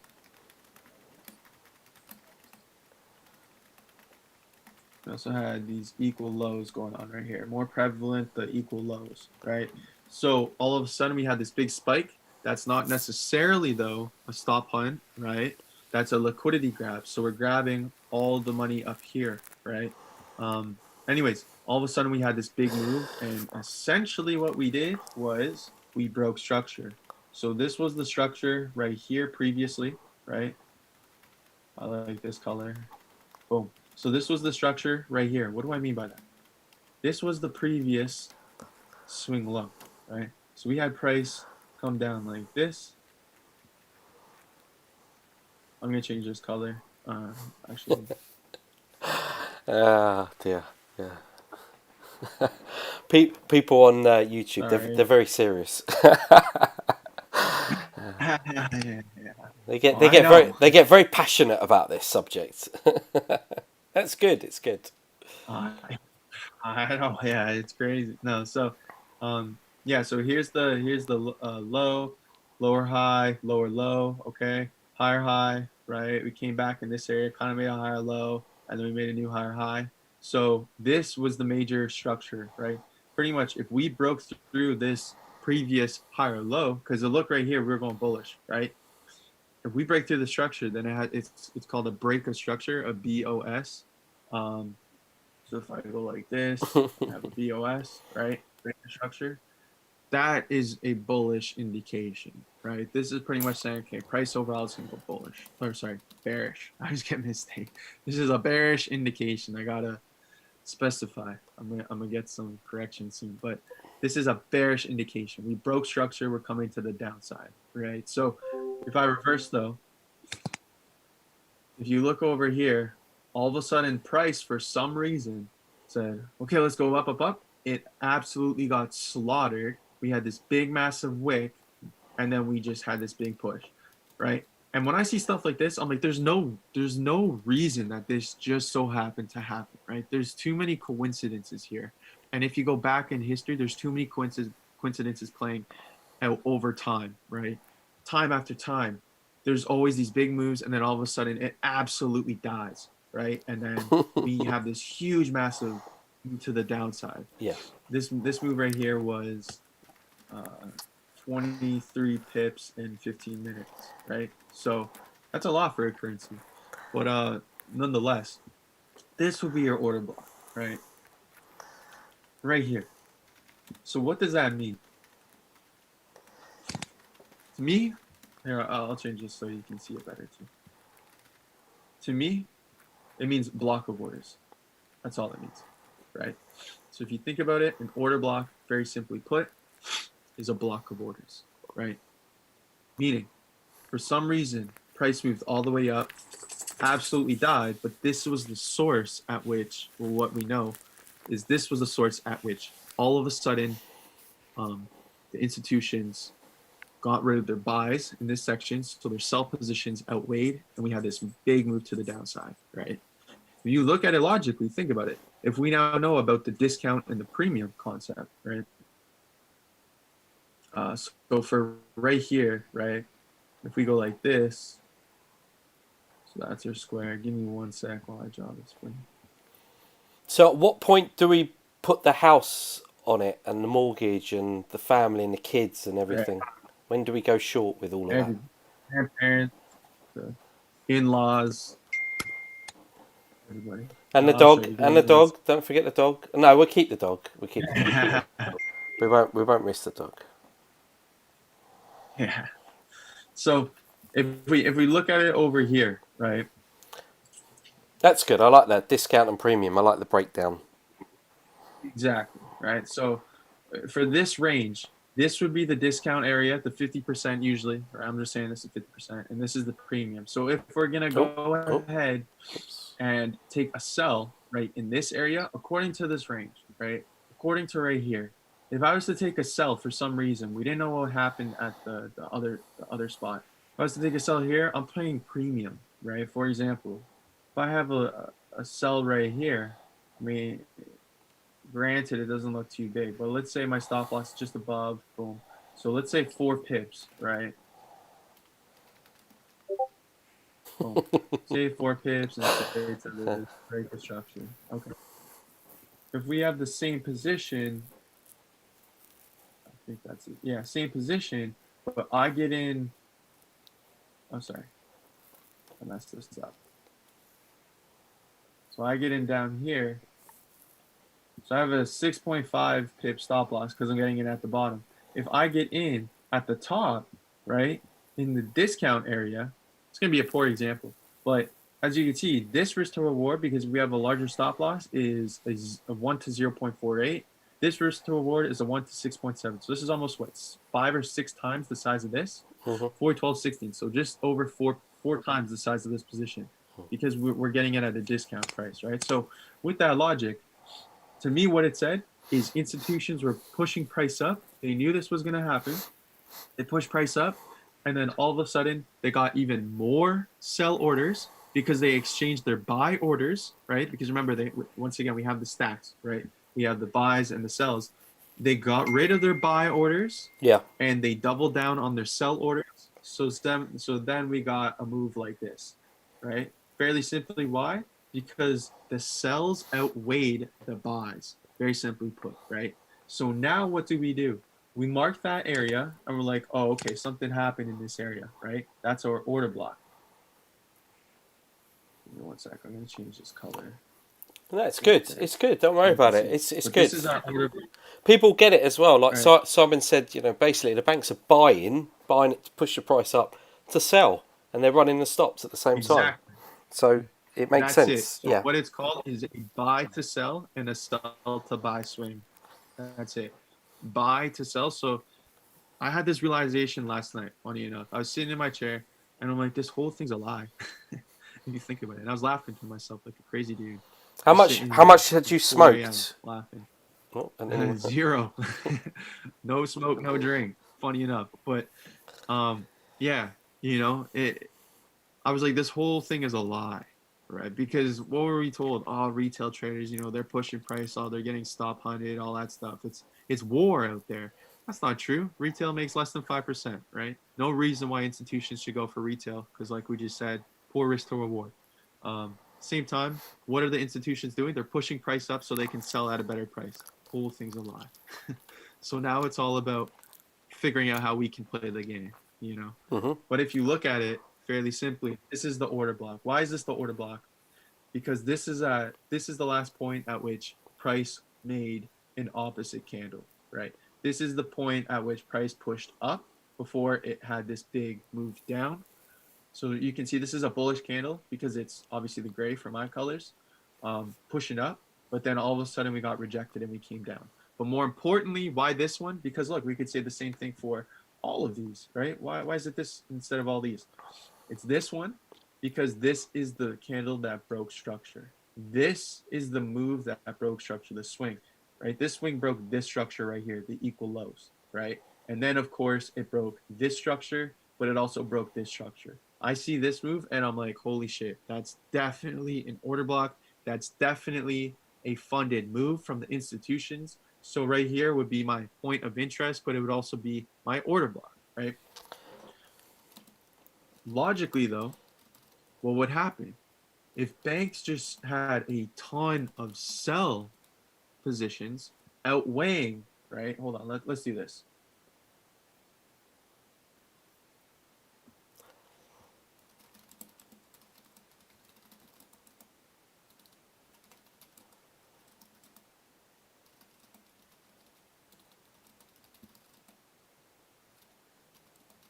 Okay, so if banks had a ton of sell positions but we get down to this area and we see this going on, right?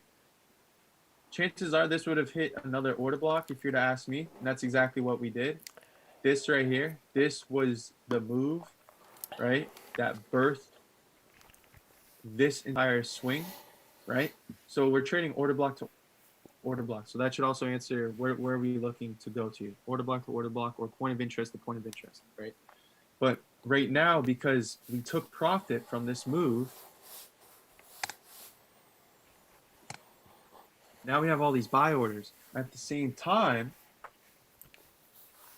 Can I ask a question? What's been your biggest? for sure, please. What's been a decent trade for you in terms of risk to reward, like how many pips to pips sort of thing? Yeah, one to tens every day, easy. Like Okay. 1 to 10s now, I can very easily do 1 to 10s. Okay, so 1 that's to 20s nice. even. Yeah, that's good. So what kind of stop Or loss then? Quite tight. What are they ranging between? Usually it's nothing more than two, No, which I'll share no, right here. You yeah, know, it's so fine. you're like, okay, it makes total sense. Yeah, no, You it's know, good. but yeah, very tight. It's insane, and it's funny because I'll even hear stories where people that are funded, you know, traders and stuff, they'll be like, my prop firm literally was like, what are you doing? You're taking super risky trades. You know, 2 pip stop loss with a 50 lot, 100 lot, right? They're like, what are you doing with our money? But they work out. Like, the logic works because you understand the moves, right?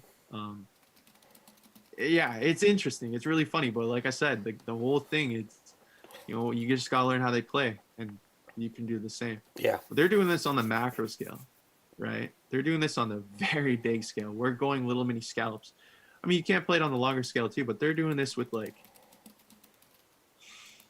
huge risk to reward, you know, holding for years, like I said.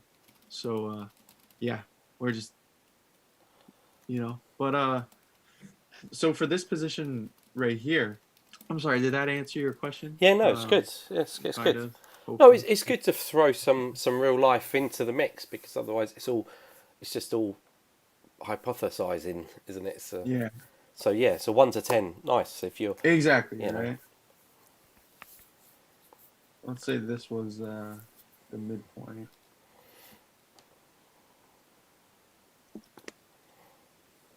Oh, sorry.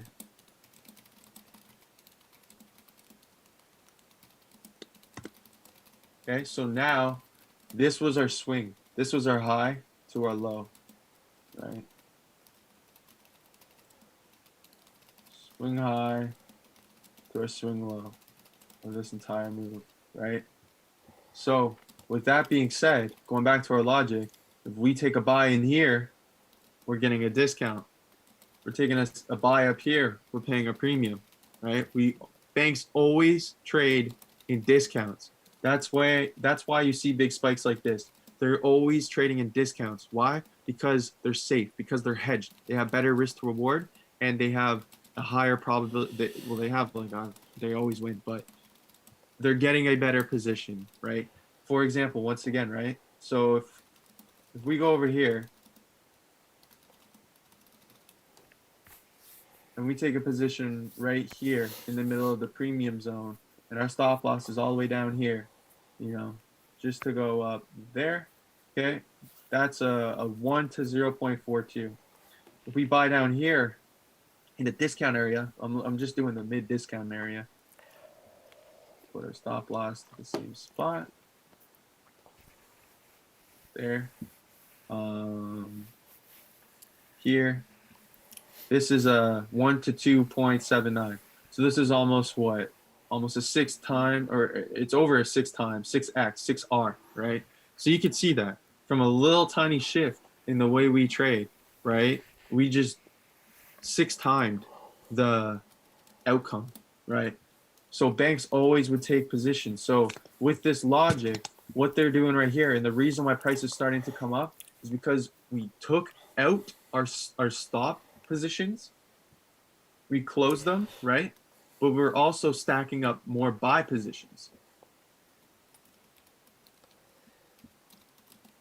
yeah. No, I can relate. I understand. Right. Yeah. And then obviously, so what we would do in terms of the order block, this is our order block. you would very simply wait. You can either put, so there's two kinds of entries. I'll explain them very quick. It's two kinds of entries. Let me go over here. So there's something called the risk entry, right? So that would be if we had an order block, say here, previous price is doing whatever, would come up. It's called mitigation, right? Mitigation just means like equaling out the orders, because there's still sell orders, right? There's still sell orders up here that are trapped. They're all in drawdown because we had the move, but we hedged it. So we were in profit here with our buys. We took sorry. Right here, there's buy orders that are in drawdown, right? Down here, we took our profit of the sells, so we profited, but we're still in drawdown. So now we're buying even more buy orders, long orders, right? Buys, bringing it back up, and we'll touch this area to clear out those initial buy orders, if that makes sense, right? So this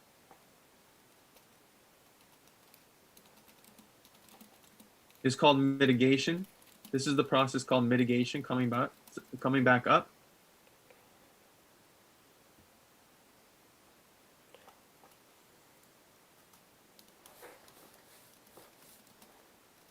Right. IFC just means order block. That's all it means. And then mitigation. So this would be a risk entry, but there's also something called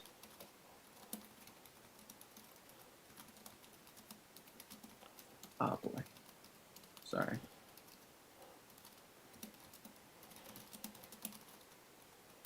That's our risk entry, right? Right here. And we also have something called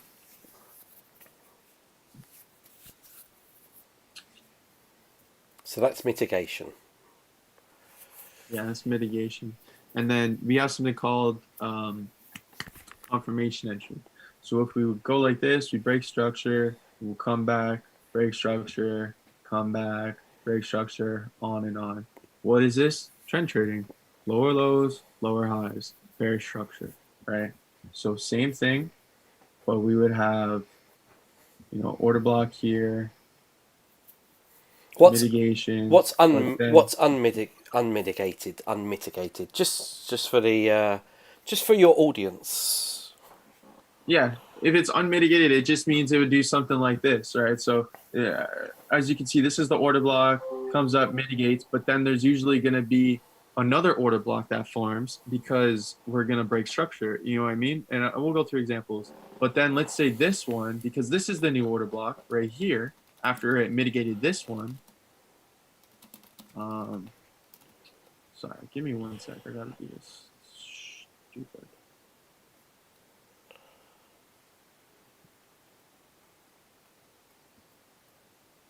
There we go. Let's say we only make it up to there, right? We didn't mitigate, so it's unmitigated. So in the future, if price continues to come back up, right? Let's say price goes all the way down, right? But then all of a sudden we start seeing in the future, we come back up, we notice there's an unmitigated block. So what are we going to do? That's going to be our point of interest, right? Mitigate, and then we should fall down. Sorry, I'm running out of room, but mitigate, and then we should fall down. So for example, that's... Got it. Sorry? Yeah, no, got it. It's good. Yeah, so example, like this was still mitigated in my eyes, this order block, because we had this big spike down, but sometimes there's still orders left over, right? Sometimes there's still orders there, so it will mitigate. Let me show you an example. So say something like this, right? Even better. Look at this area. This was unmitigated, right? Price came all the way up. This was one trade I took to in this area as well. But this was the order block, very simply, right? Bearish, and then all of a sudden it went bullish, broke all this structure. Very key. This is also something called imbalance, price imbalance, which you could talk about later. But very simply, if you were to ask me, I would believe, and this is exactly the trade that I took. I believe this is actually a trade that I took right here. I think this is this trade right here. I think. Okay. Yeah, that's this trade right here. Okay. Oh, wrong one. But yeah, so I believe that it was going to come back, mitigate this leftover order block, fill this imbalance, mitigate this order block, and then continue up, which it inevitably did. But yeah, so that's sort of on mitigation, or that's sort of having mitigation and not having mitigation. How do Right? you know? How do you There's a know lot where of to get concepts I out? just explained. How do you get? How do you get out? How do you know when to exit? What's your exit plan, exit strategy, or like you just Sure. said, So this was as my it came target down? here, Okay, yeah, down here. yeah, But something that I would see is as soon as price started breaking structure over here, which it did, yeah, as you can see, if we move this guy like that, yeah. right? This is now a bullish move. Why? Okay, Because we're supposed to have lower low, yeah, lower high, yeah, lower low, lower high to continue bullish trend, right? So, anyways, we start seeing this break structure. We start seeing price come up. yeah, This is my order block over here yeah. marked out.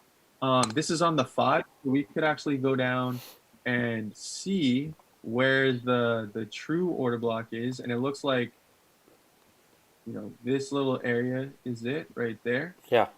on the 1. Then surely enough,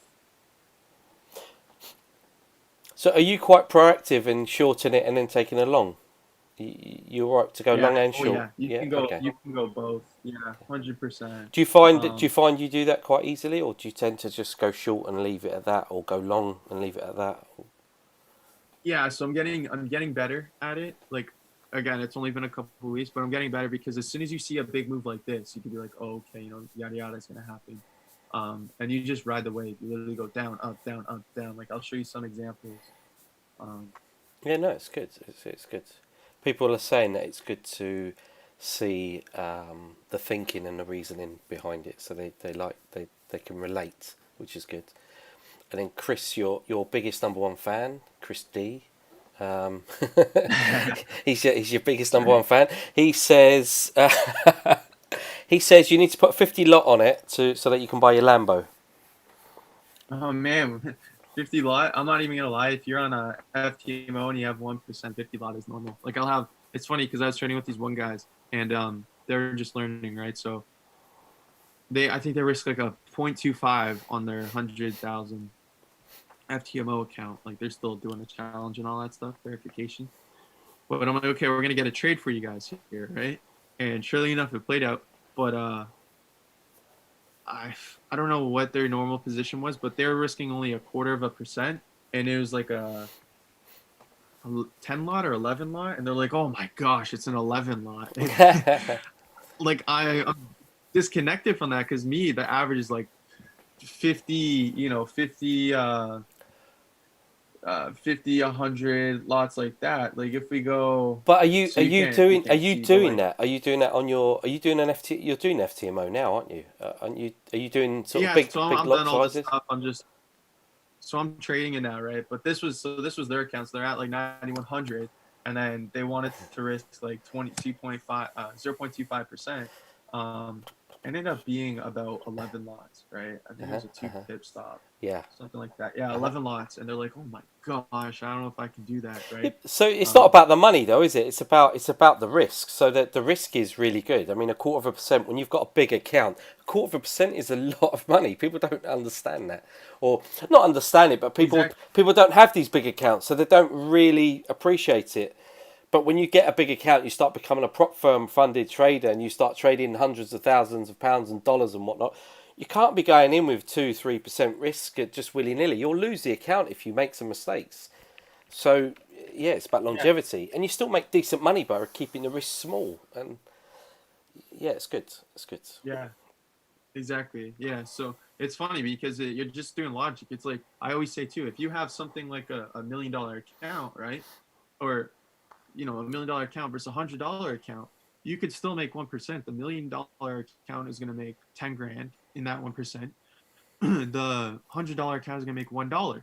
There's the exact same move, exact same play, but the dude trading $1 million is gonna get all the credit, right? Exact same. The guy with $100, nobody's gonna look twice at. Or the girl with $100, nobody's gonna look twice at. Right? Like, $100, 1%, big deal. I could do that. Right? In fact, they're gonna be like, why don't you get a job? You're gonna make one. That's what everybody always says. But yeah, it's the same thing. So if we stack up and we can really refine, we can really microscopically understand what's going to happen, why wouldn't you stack up? So um I'm sorry, I'm just looking at the concepts. So Mm-hmm. why would it say pin bar hammer was the order block? Yeah, so that's the thing you're giving. So this is one thing too, because I was really big on learning the actual each um meaning behind candles, like the doji, hammer, engulfing, yada yada, spinning top, what I said engulfing, all that stuff, right? But you don't actually need to really know that stuff. Like, you need to understand more so liquidity and structure. We're just simply looking for breaks of structure. That's it, and continuations. That's it. But you are correct. You are correct. So it still does help having that logic, if that makes sense. It still does help. But here's the thing too, because if you remember the volume indicator we threw the volume indicator on and we had a little tiny doji like this, but that had the most amount of orders, right? But going back, when I used to see a little tiny doji like this, I was like, oh look, we're super, if it was on a bearish trend, we're super bullish. Look at that doji, super small, it's tiny, but I didn't understand what was actually going on. Like I said, you put the volume indicator on, all of a sudden that little tiny doji has a ton of volume behind it. It's going to drop instead of go the opposite way. And I think that's a good example of why a lot of people would make these incorrect calls, right? They'd be like, oh, there's a doji, a little tiny doji at the bottom, I'm going to take a long. And then you get stopped out. You're like, what the hell? There's this big, massive move. What the frick, I think it was right here. Oh, people were trying to go long on gold No, this week, which I thought was quite amusing. I forget where it was. There was an example that we were looking at. But then you put the volume indicator on, you see that's where all the orders are, right? And then you're like for example, right here, right? Oh, look at all these doji candles. Oh, we're probably gonna do whatever. You know what I mean? Like, so it's more so looking at breaks of structure, yada yada. But yeah, you're still right. I'm sorry, you're still right. Yeah, you're incorrect. You're correct. Look to the left. Caught similar moves using different smart money concept. Good to see you thinking and reasoning. Yeah, 100%. Appreciate it. Do both. Just need more experience and learning. Exactly. Somebody said this is exactly why I passed my FTMO and I mixed it with Wyckoff. Exactly. Slippage, yes. So slippage and also spread. You always have to account for spread. Right? That's a big thing. You always have to account for spread. Anyways, Used so to be this was bigger. our I mean, you order go back 10 years ago, the spreads were huge. Even on something like euro dollar, pound dollar, a good competitive spread was say 2 or 3 pips on those pairs. Generally, you'd see more. Pound yen was like 8 pips. 8 pips. They reduced it down, I think, twice from 8 pips to 5 pips and into 3 pips. And even pound dollar sat at 3 pips. So now that the spread's quite very competitive, you're quite lucky. And that's because of liquidity, more competition. So you're able to trade a little bit tighter on smaller time frames. Couldn't do it before. Yeah. And some brokers back in the day wouldn't allow you to have a small stop loss. The minimum was like 4 pips. So you couldn't take it less than 4 pips. And it had to be so many pips away from the current price and just things like that. There were certain restrictions and parameters. So people don't realise how much easier they've got it nowadays compared to, say, 10 years ago, maybe. But there you go. Yeah, you always hear stories of that, right? People are like, oh, back when I was trading, like, you know, Back when well, I was a honestly, lad, yeah, yeah. when I was, yeah. So I'll run this playthrough. We have about 5 minutes left before this Zoom goes once again because I'm cheap. But Yeah, they still exist. here was the 5 minute, the gray, and the black was the 1 minute, right? So also think too, right? What are we doing here? We just had a break of structure, which is very significant, right? We also had equal highs, equal lows, but check this out.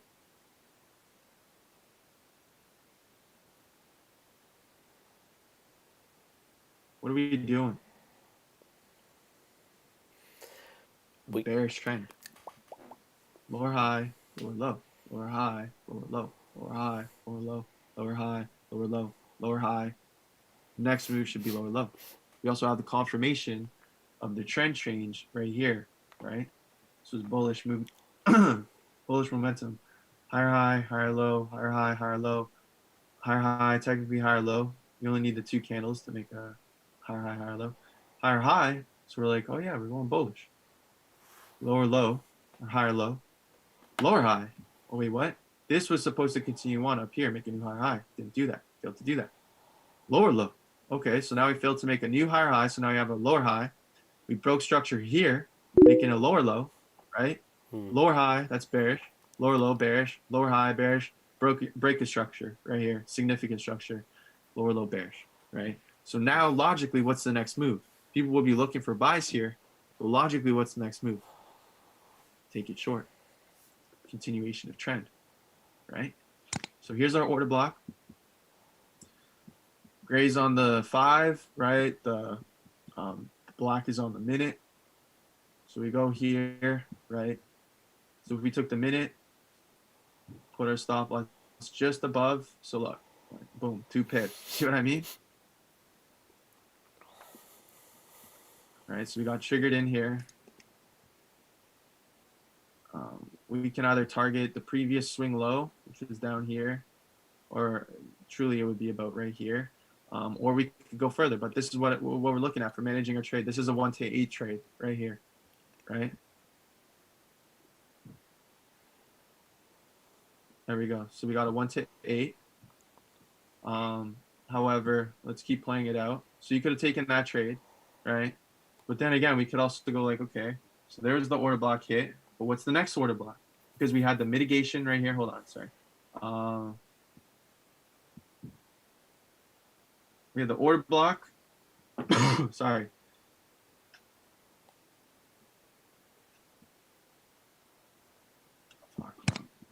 Wrong shape.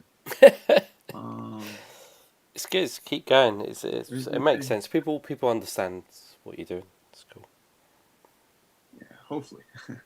Hopefully. I'm not the best teacher, I don't think. But I appreciate it. But yeah, so this would be the mitigation. So this would be the next order block, right? Right here, technically, because we mitigated that order block. But I'm already in that position. Surely enough, this order block got hit. Chances are, if we zoomed in onto the 1, so this would have been our order block on the 1. Right. Actually, you know what's funny? This would technically be the order block because this is the swing, but this didn't break immediate structure, so that's something you got to watch. You have to look for the swing, right? So this could have been another entry you've taken, and we got triggered. But you know, my initial position, we got 1 to 8, but then we just broke structure. Right, we broke, excuse me, this structure. So we made a lower low. Oh, the other question: do you adjust your stop loss? Do you take any partial profit? Yeah, so that's a good example, right? So now it's about managing the trade. So you could take partials here and let it run. You could also leave it and hedge it, right? Because we're also tapping into this order block down here, right? And we could hedge it. Sorry, give me 1 second. How do you guys take out the analysis intraday trading? I'm gonna go ahead and do that. Sorry, the Zoom's about to close. I'm gonna answer your question, Alex, too, or the question in YouTube. I just wanted to make sure I saw them before we close. Mm-hmm. Yeah, last one. We'll do. I'm sorry again, but I'll put a link and then we can jump on again. So, and that'll be the final one, I think. Well, yeah. Okay. I'm sorry, everybody. No, that's fine. It's cool. Just get another link on. We'll check it out there. One more. Awesome. I'll see you in a second. Yeah, no worries. Look at his eyes. There's a man that has been trading. Look into a trader's eyes. Look at the bags under their eyes.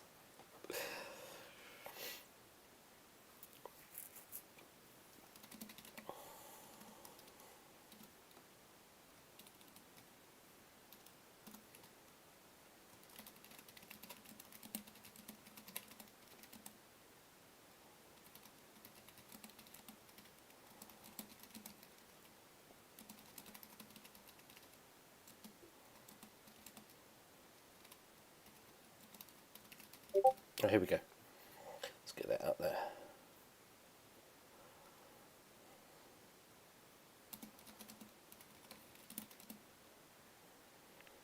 Oh, let's get this over here. go. Diminishing. Is that right? Diminishing. There we go. Let's get this link out there anyway. Copy. Last one.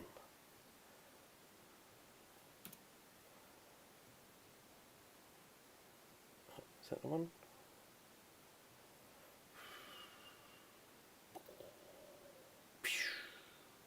There we go.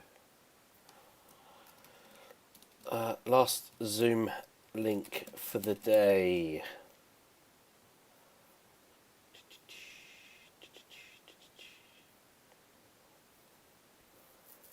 Done. Alright, good.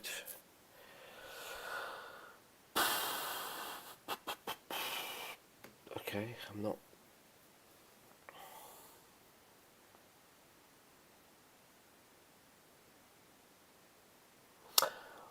Gold looks like it's hitting a bullish order block. Yeah, 61.8 fib at 1689. So it's played out. It's done what we wanted. We've been shorting it. Been shorting it, and shorting it some more. There you go. Just what we're waiting. Why is it not logging me in?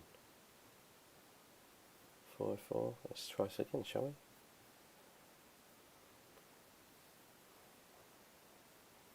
we? Okay.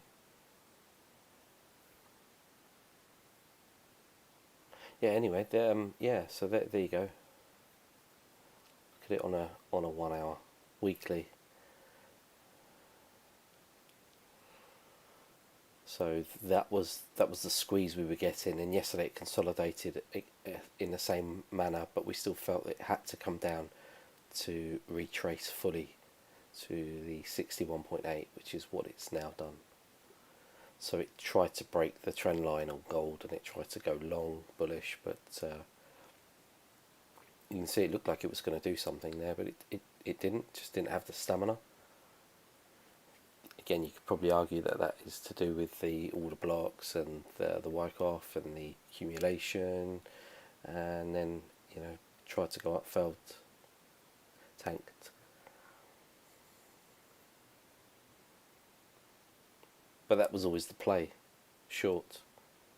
Since it broke previous structure, which was the 50%, clean, precise, on point, broke, short.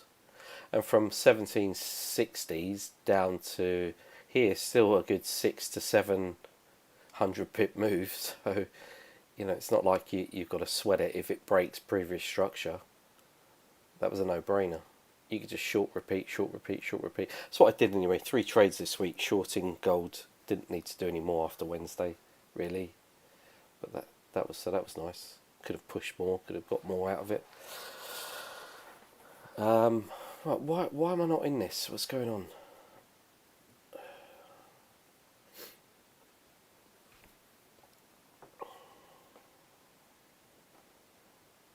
Is everybody in this Zoom call? Because I'm not. And it doesn't seem to be happening.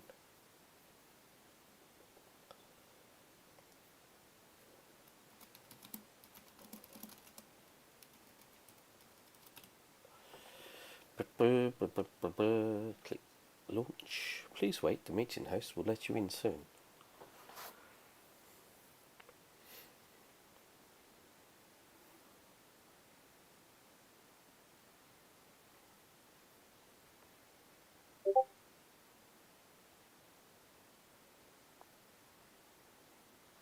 Yeah, along with other confluences.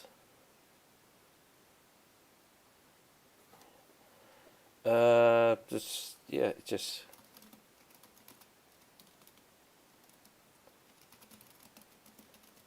oh, here we go. Let me in. Hey, there we go. Done. Yeah, I don't know what happened. It said I had to admit you, but the admit's gone. I don't know. I guess it was just a glitch. Sorry about that. It's all right. Let's get this on there.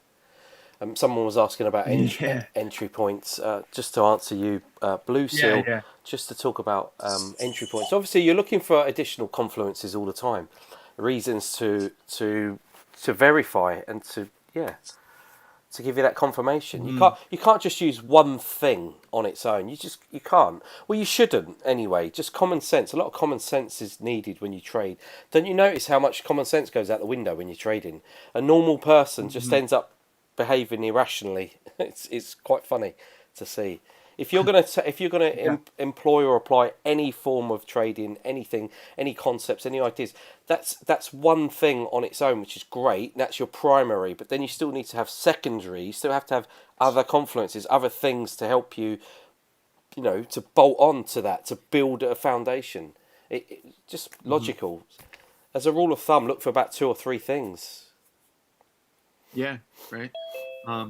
But like, especially with this, we're following the logic, right? So like it's the same thing, but we're just looking for those confirmations. So like I said, right, why is this an order block right here, but not this one, right? Because this broke structure. But think, this was the institutional move. We had, again, 8.6 pips of movement in 4 minutes, right?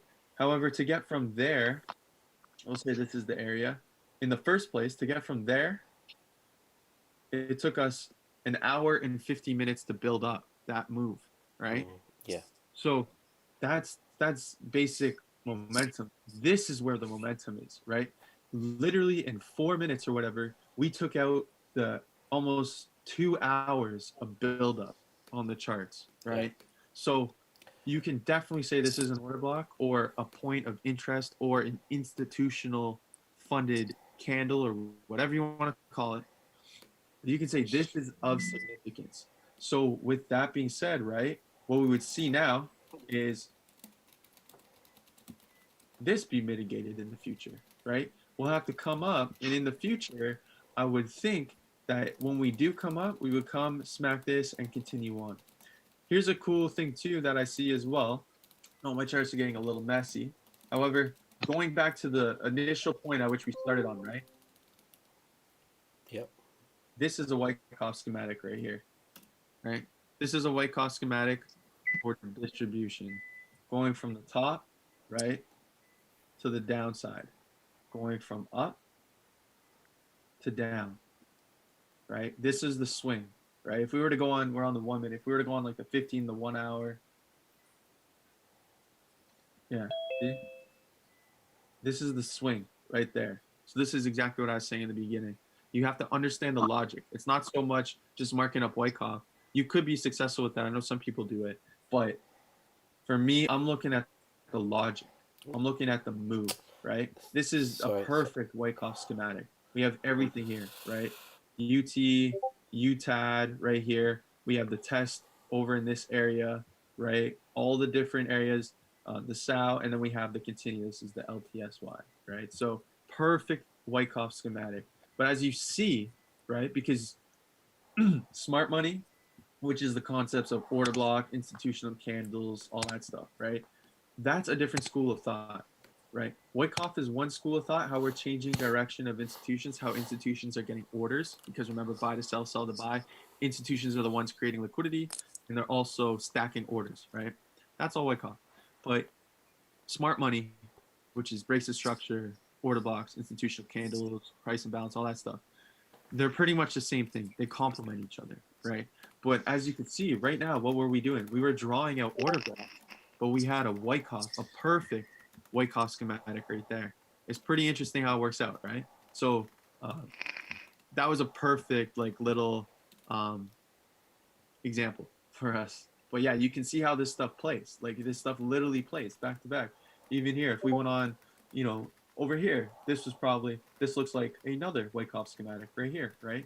I'm sure, yeah, right here, same thing, Wyckoff schematic. They're all over, right? But you got to understand the logic behind them, because then you can really, really get these crazy, crazy moves. But as you can see, like in this trade, how we would manage is I would look for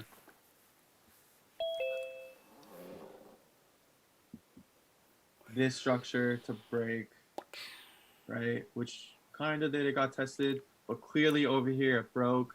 And then finally, I don't want ultimately this swing high to go for this position. This position right now is break even, easy. But sorry. But even so, for managing the trade, like the next thing to see would best to go on a larger time frame like this. Be like, okay, I don't want this swing high to be broken or this swing high to be broken, right? Because then we're coming up, we're going against the trend, we're going higher high, higher low, higher high, higher low. We're going bullish. When we want lower high or lower low, lower high, lower low, right? We want bearish continuation. But that's all it is. And then you just follow, like you just let it play, right? Surely enough, right? This right here was the markup for a previous order block too. Sorry. This right here, this area was the markup for a previous order block over here. So right now we're filling this order block, right? These order blocks, we're mitigating these order blocks for this big move up to the upside, if that makes sense, right? So money always comes back, right? Just you gotta follow it. That's it. This was what, the day before, March 2nd? Yeah, day before, right? So we had this big move to the upside. We're coming back. We're filling, or we're mitigating orders right there, right? But yeah, and you can take trades the entire way. Like you could have taken many different trades here.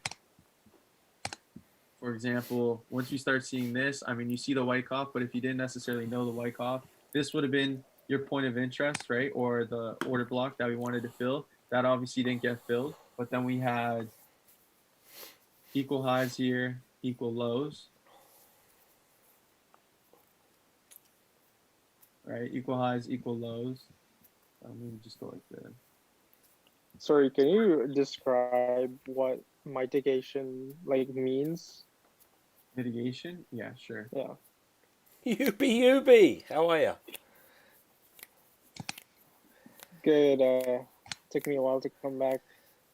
I took my time off. Yeah, good man. You give me one. Well, yeah. So this will go in. Okay, cool. So, mitigation pretty much is if we have a move. So right here, this is mitigation, right? So Yeah. right here, what do we have? We have a clear. We have a clear area, right? Even this was mitigated over here. You could argue this to an extent was mitigated, right? But we have a clear equal high, equal low area, right? So now what I'm looking for is a break of that structure. And surely enough, there's the break of structure. Okay, so this becomes our order block. We continue on. So now we're looking for, and in fact, this actually broke this swing low previous. So this is a very prevalent order block right now because this was the start of the swing, right? So now I'm looking for this area to be mitigated, to be filled. What do I mean by that? I'm looking for all the orders in here that are buys because we obviously pushed price up a bit, right? And then we bought orders to push price up in order to sell, buy to sell, right? So we're buying orders as an institution so we can get a sell right up here, a discount price, remember? And then we're going to sell and take this down, right? Take that profit. We're not taking profit like that. It's a grander scheme of things because right now it looks like we're scalping. We're not. We're looking at the bigger picture because these are all order blocks in different areas that have had previous order blocks at these levels were created that needed to be mitigated in the past, right? Like I said, sometimes days, whatever, months. So someone just pointed out on the micro right here. We're so, buying. Yeah, sorry, Chris. Someone said as well. Go ahead. Sorry. I'm recording go it. Go ahead. It's on the YouTube live. It's been recorded, so I'll post that link. Well, the link is in already, so people can rewind and go through it again and again, and then they can ask you questions. You know, get a pen and paper, go through the video again, have a look. Anything that stands out, not sure, and they can just message you, can't they? As well. Yeah. Okay. And we'll do like a top-down analysis too. I know people will want that. We'll do a top-down analysis too. I'm just trying to show how like there were many instances that you could have gotten in how we're following. We're following the breaks of structure. Here's a break of structure. This area had to be mitigated, which it did. Or sorry, this area up here had to be mitigated, which it did. And then we continued on, right? Break of structure. This area has to be mitigated. Break of structure. This will have to be mitigated. But there's many different opportunities. But yeah, this is just the mitigation. So we're relieving the buy orders that are up here because we bought, right, up here. Now they're in drawdown. Now we would have taken a position. So 50%. Some people say, so some people actually say 50% of the order block too. I don't know. Still look like 2 pips stop. Yeah, there's a 2 pip stop.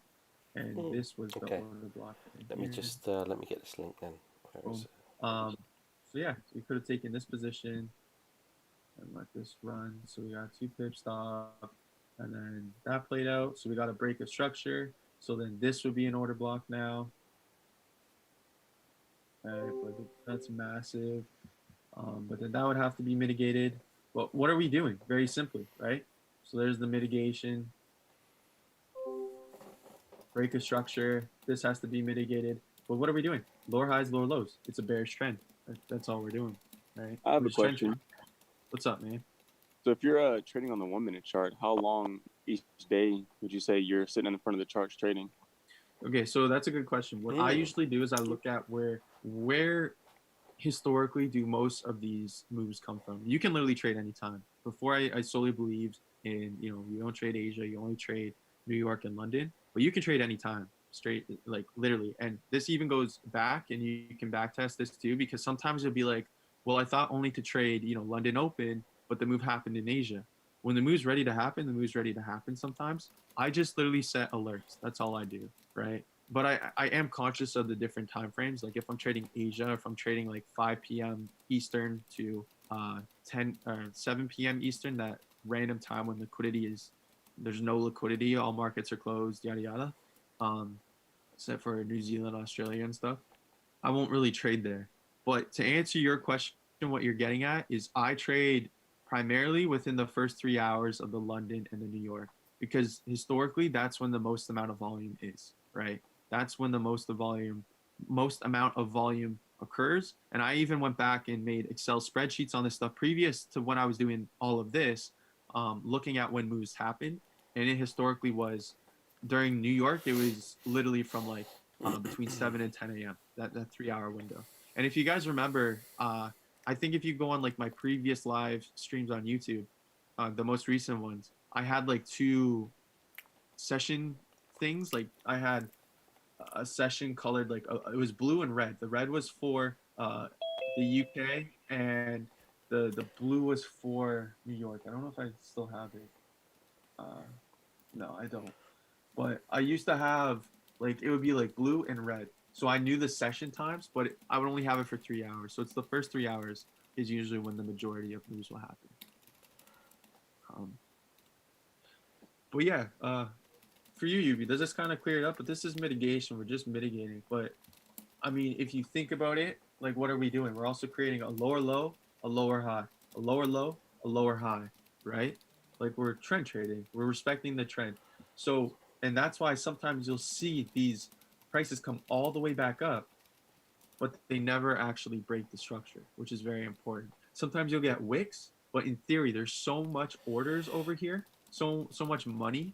And also, this is such a discounted price, especially for institutions, right? If you remember the thingy that we had, the discounted premium, this is such a discounted price where they're going to stack up. And this is a very clear giveaway. They will never let price come above. These prices are protected, right? They're actually protecting these prices. And you can see this evidently by, if we go like this was the start of the move, right? Price never came up above here, right? This was the start of the move. Price came up, wicked, mitigated, but it never closed above here. This was the start of the move, right? The start of the swing. Price never came up here. Again, here, most likely again down there, right?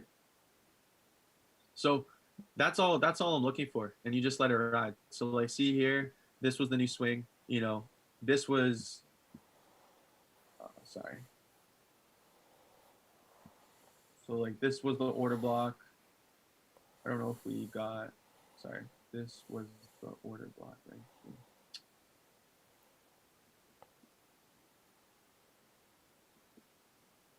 Oh, I think I deleted it. There. So this was like the order block right here. Why this? Because this broke structure right here, right? Price kind of missed here, this one, which is fine. It just means that in the future, this price still has to be mitigated. So the ones that we missed, for example, this one over here, which was like our OG money one, this was the first one. We never mitigated this. So if we actually keep drawing this out in the future, I don't know if price came by.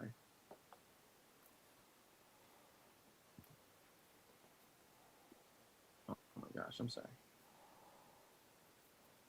I don't know if price came here in the future, but I would just draw this out because this is an unmitigated area. Price still has to go here in the future. You know what I mean? It has to mitigate. It always does. Just like all the way to the left over here. See how price never mitigated down here in this area, and we still came down, did so before. Sorry, I don't know. Yeah, so we did so over here, like we're mitigating it right now. But yeah, you can just let it run, and then it just goes. But all we're doing fairly simply right now is we're looking for breaks of structure. Here's the structure, we broke it. Here was the structure, we broke it. Here's the structure, we broke it. But now we're also breaking to the upside. This is the swing, so I want to see if this breaks, right? So we're now, see, we're getting the reversal. We're starting to break up.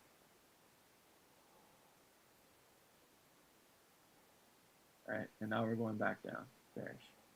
Check this out though. This price was never mitigated, right? Over here, look what happened.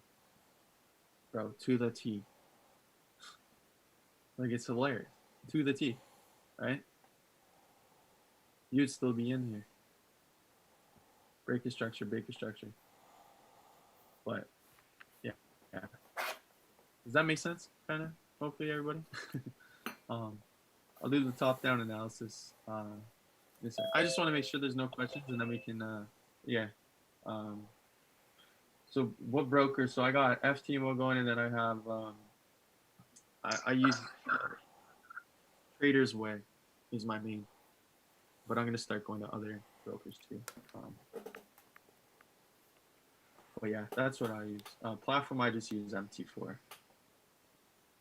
Yeah, that's how I use MT4.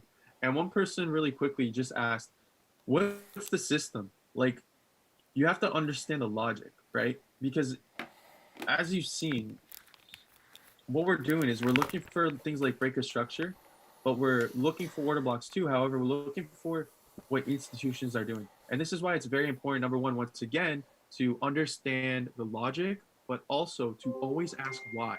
Why is something happening? Right? We can literally go ahead and just like I marked here, right? I was like, okay, this is the order block. Why? Because yada yada. You want to be at the proficiency, like I said before. You know, if you're gonna go to Japan, you want to be a famous person or whatever. You need to obviously know the culture, you know the norms, know how they handle themselves, know like how they interact, like the customs, and then you need to know the language. That's Kampai. like this too. In my IG, sorry. Kampai. Cheers. Japanese. You want to be famous in Japan? Yeah, there you go. Excellent. So, but the Arigato. like you have to know everything. Like you can't be famous in Japan if you don't know any of that stuff. You don't know the language. How are you gonna be famous? You can't even speak. You know what I mean? So, you want to be able to explain what's going on, right? So like right here, I was like, okay, this is a clear indication of equal highs, equal lows. If we get a break of structure, which we did, this is a clear order block, aka a clear entry, and that's exactly why we took the entry here, right? Just like over here, I was like, here's liquidity. We have a big this would be a big massive candle, come back down. So we're capturing liquidity on the top, capturing liquidity on the bottom. What do I mean by that? We're buying in order to get a better discount to sell, right? And then this obviously right here was the order block that caused this move. So we had to come and mitigate this order block and show you that's what happened right here.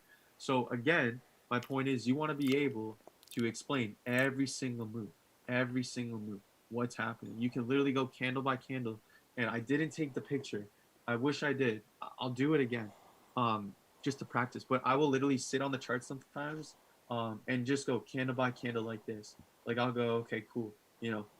Here's an order block. Here's a IFC excuse me, here's the mitigation. Oh, here's equal highs, equal lows. Okay, cool. Now we got the move. This is what should happen next. Because you can explain all this. You know, you can literally explain every single move, which is why I absolutely love this way to trade. I really think this is, in my eyes, but I'm obviously just, you know, biased because I do it. This is the best way to trade because for me, somebody who always craved answers, like I need to know why. I have to understand logic in order for me to do something. This gives me that opportunity to know A to Z the entirety of the logic behind the moves, right? But yeah, that's it. That's pretty much it. That's the whole thing. We can do a top-down analysis quick. Is there anybody that has questions or anything you want me to go more into on, or any questions at all? I can show you previous trades or That was whatever. good. But yeah, I just want to make sure we're all. I like that. It was good. on the Thanks. same. Anyone have any questions? yeah. YouTube, any questions? Yeah, thank you. Of course. So Chris, before you adopted this style of trading, you used to do price action, right?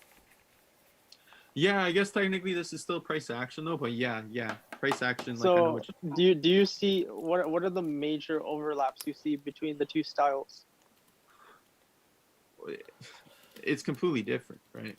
Because, like, again, if you go back, and this is only my opinion, right?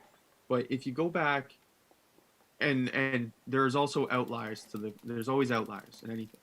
But if you go back and you run the statistics, right? I'm trying to look for high probability, period. If I'm going to be successful, right? Anything. But if you go and look at the statistics, 95% of retail traders fail within the first 3 months. We know that. Look at FTMO. Only 5% pass, and only a percentage, a very small percentage, actually hold onto those accounts, and even a lesser percentage of those people that made it. We're talking like decimal places now. Even less people, what do? They actually make money, right? And even a lower percentage make good money, and even a lower percentage make crazy money. So as a retail trader, you're at a huge disadvantage, right? Massive disadvantage. So with that being said, the reason is because I do believe that a lot of retail concepts, right, support and resistance, all those things, we're giving weight to things that aren't actually there. So we could say, yes, this is a support, yes, this is a resistance. But if I was to ask every person watching this right now, give me a chart, draw your support and resistance, draw your trend lines, everybody's is going to be different because it's all subjective. Yes, right? true. This isn't subjective. This is all factual, every single point, right? Because I could be like, draw the order block right here. You know exactly with precision which order block to draw. You know exactly to the T where to enter, where to put your stop loss, what you're looking for in order to continue, in order to get out. The precision, right? So before, and that's why I think a lot of people, when they're drawing up like, you know, a trend line or support and resistance or a fib or, you know, whatever it is, you know, those are like the major things, like just key levels, anything. It's always subjective, and some people will see things and other people's won't, and then people start bashing each other. Oh, you're not doing it right. Oh, you're, you know, like that's a challenge because you can have lucky streaks like I did. Like I honestly believe that when I did the account flip, and then the next week, that Monday, because I stopped on Friday, started on Monday, and I did the first FTMO, which, you know, the first video I made, I really believe I just had a lucky break. That's it. I literally had a lucky break, you know. Okay. But you know, that's why, because it wasn't really definitive, right? And I like this way because it's very definitive. I can be like I said, I could ask every single one of you to show me the Wyckoff markup right here. You could do it. You know, the distribution, you could do it. I would be like, draw the order blocks out right here. Where would you put your stop loss? Where would you put your entry? We're all gonna have the exact same entries, right? Or not exact same, but we're relatively exact same to that order block, right? Meaning, are you gonna take the full order block? You're gonna take the half. You're gonna take, you know what I mean? So, but we're gonna be very much so all in sync kind of deal. So that was the big transition for me. Having, and here's the thing too, because if you're talking, here's a good story. When I first started, like that one UJ trade I told you about, which was right here. Sorry guys, give me one sec. Oh, oops. I just shared this on So in Instagram. essence, you're Go ahead. Yeah, go ahead. yeah. So in essence, the biggest transition in your trading was going from subjective to objective trading. Yeah, in confidence. I don't have the UJ, but because like if you're looking at like think as a retail trader, what do we hear? Go 1 to 1, go 1 to 2, 1 to 3. Okay, anything above, you're absolutely crazy, right? So if I'm looking at a 1 to 10, like right here, right now, this is a 1 to 6 where we're at. If we brought it down to the swing low, this is a 1 to 15, right? If I was to be like, guys, I just hit a 1 to 15. Even better, if I was to be like, guys, I just hit a 1 to 15, none of you would have believed me, right? If I didn't make a markup, if I didn't show you any of this, none of you would believe me. You'd be like, this guy's full of shit. He's probably gonna sell his signals next week, right? So, Oh yeah, you know, when you but when you I have to selling the explain it step by signals? step. When you selling the signals? So here's the deal.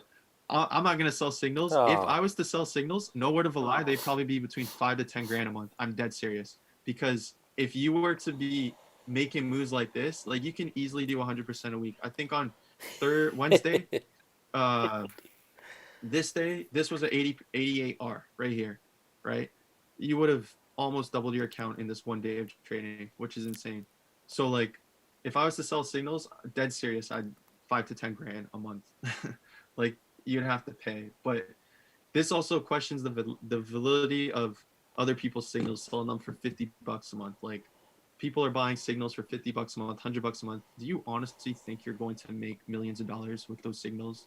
Like, do you really think that? Like, do you think if I had the secrets to making you a millionaire, I would give it away for $50? Or even courses, you know? I do believe some courses are worth it.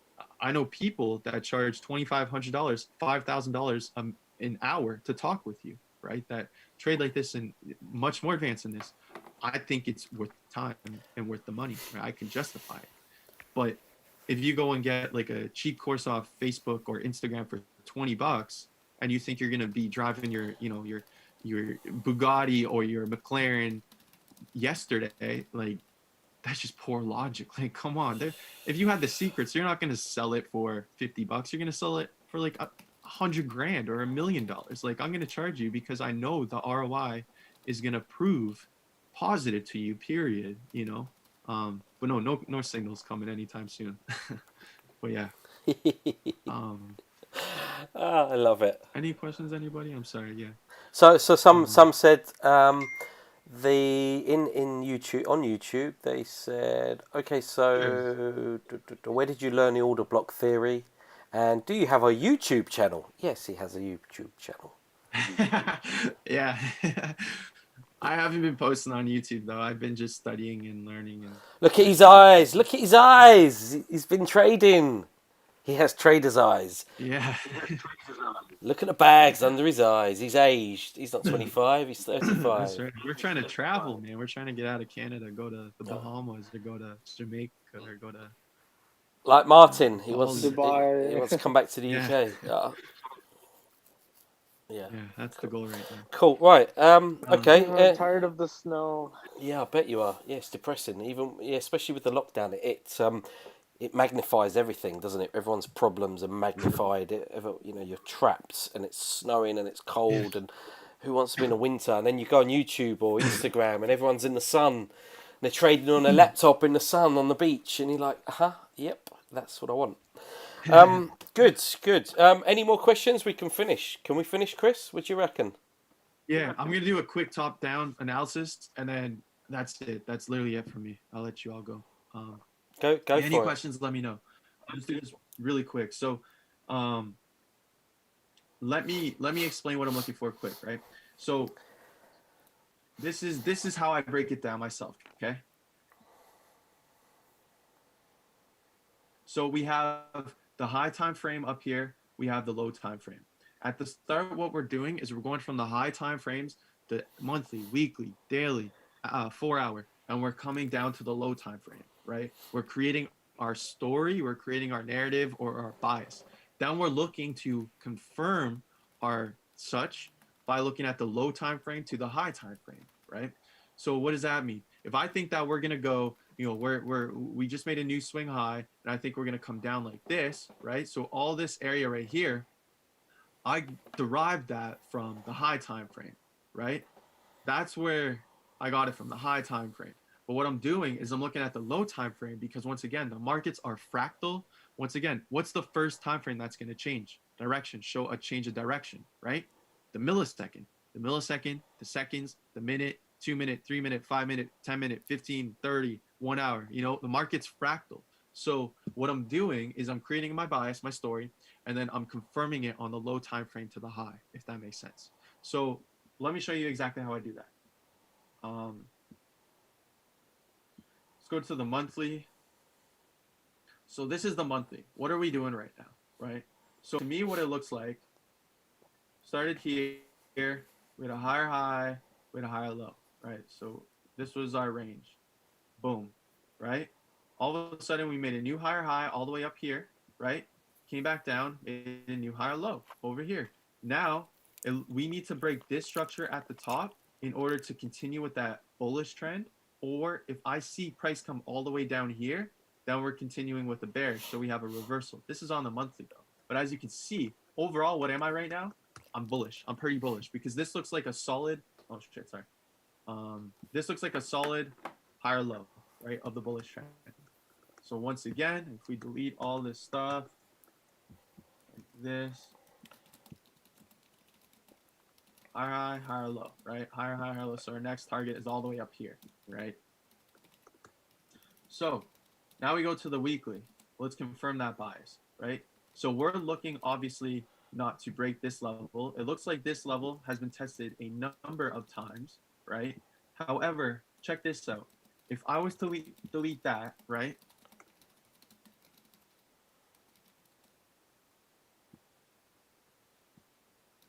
What do we have back here? We had equal highs, equal lows. We came to the downside, captured the liquidity, made a new in this, only in this section, right? Only in this section, equal highs, equal lows, came back down, stole the liquidity, went up to the upside, made a new higher high. Came back down, mitigated those orders, funny enough, right? Now we started reversing, made a new higher low. That's a bullish trend. Now my next objective is to continue up and make a new higher high, right? But as you can see, the markets are fractal. On the monthly, what did it show? It literally just showed like this. That's what it looked like on the monthly. On the weekly over here, it's going like this. Like we have the big move down. We had a little move like this, little move like this, little move like that. Like it's fractal, right? So with that being said, I'm bullish, especially because we had the move here, we had liquidity, right? Move here, now it looks like we're in liquidity, right? Unless, which it is doing right now, but that's okay. Let me delete this. Unless price continues to break down here, which it is, right? This week it is. Then I'm gonna start being bearish, but I'm gonna be bearish probably till about this area because I think it probably most likely is going to mitigate these orders down here before it continues up. Until it breaks this area, this lower structure, I'm bullish. I have no reason to be bullish. I am going to be short-term bearish, though. I am going to take advantage of this ride down to mitigate these orders, but I'm overall bullish until this bottom price breaks, right? Once this breaks, hell yeah, we're going bearish. Till then, we're going up. We go to the day. What does it look like we're doing here? We got less than a minute. I'm sorry, I'm trying to get fast. Day, what are we doing here? So we just made new higher high here, came back down, new higher low, right? We're starting to make new higher highs. But even over here, look, like if I delete this again, during this bullish trend over here, right? What do? We came up, had a pullback, came up, had a pullback. Then we finally broke this structure, right? Slowly, but we still broke it, so we're bearish. All of a sudden, if this closes and you guys want to keep watching, just go ahead and click the link I'll share. But yeah, I'm sorry that we're going over time here. But this was equal highs, equal lows. We broke out of it. That's bullish. That's a bullish structure. Came back down. We didn't come and break that structure, right? We didn't break this previous higher low, but we did break this structure, made a new higher high. That's bullish, right? Same with over here. He came back down, made a new higher. Oh. Okay. I think that's probably going to be it. To be fair, I think that's 2 hours 40 minutes. Decent.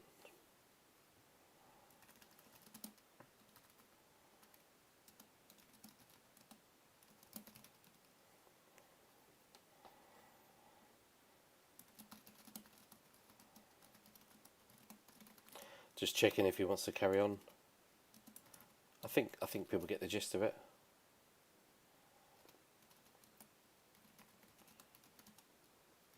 Maybe.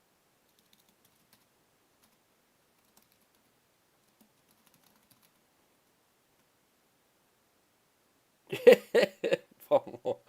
Yeah.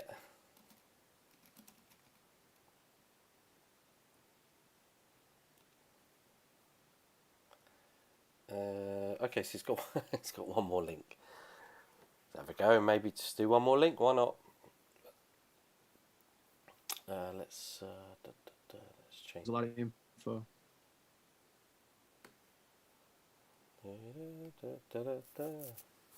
There you go. I think that's all right. Like I was saying, people can ask you questions as well now. I think there's enough going on, and I've got the link. Well, the link to the YouTube is on the Discord as well, so that's all good. I appreciate it. Thank you for doing that.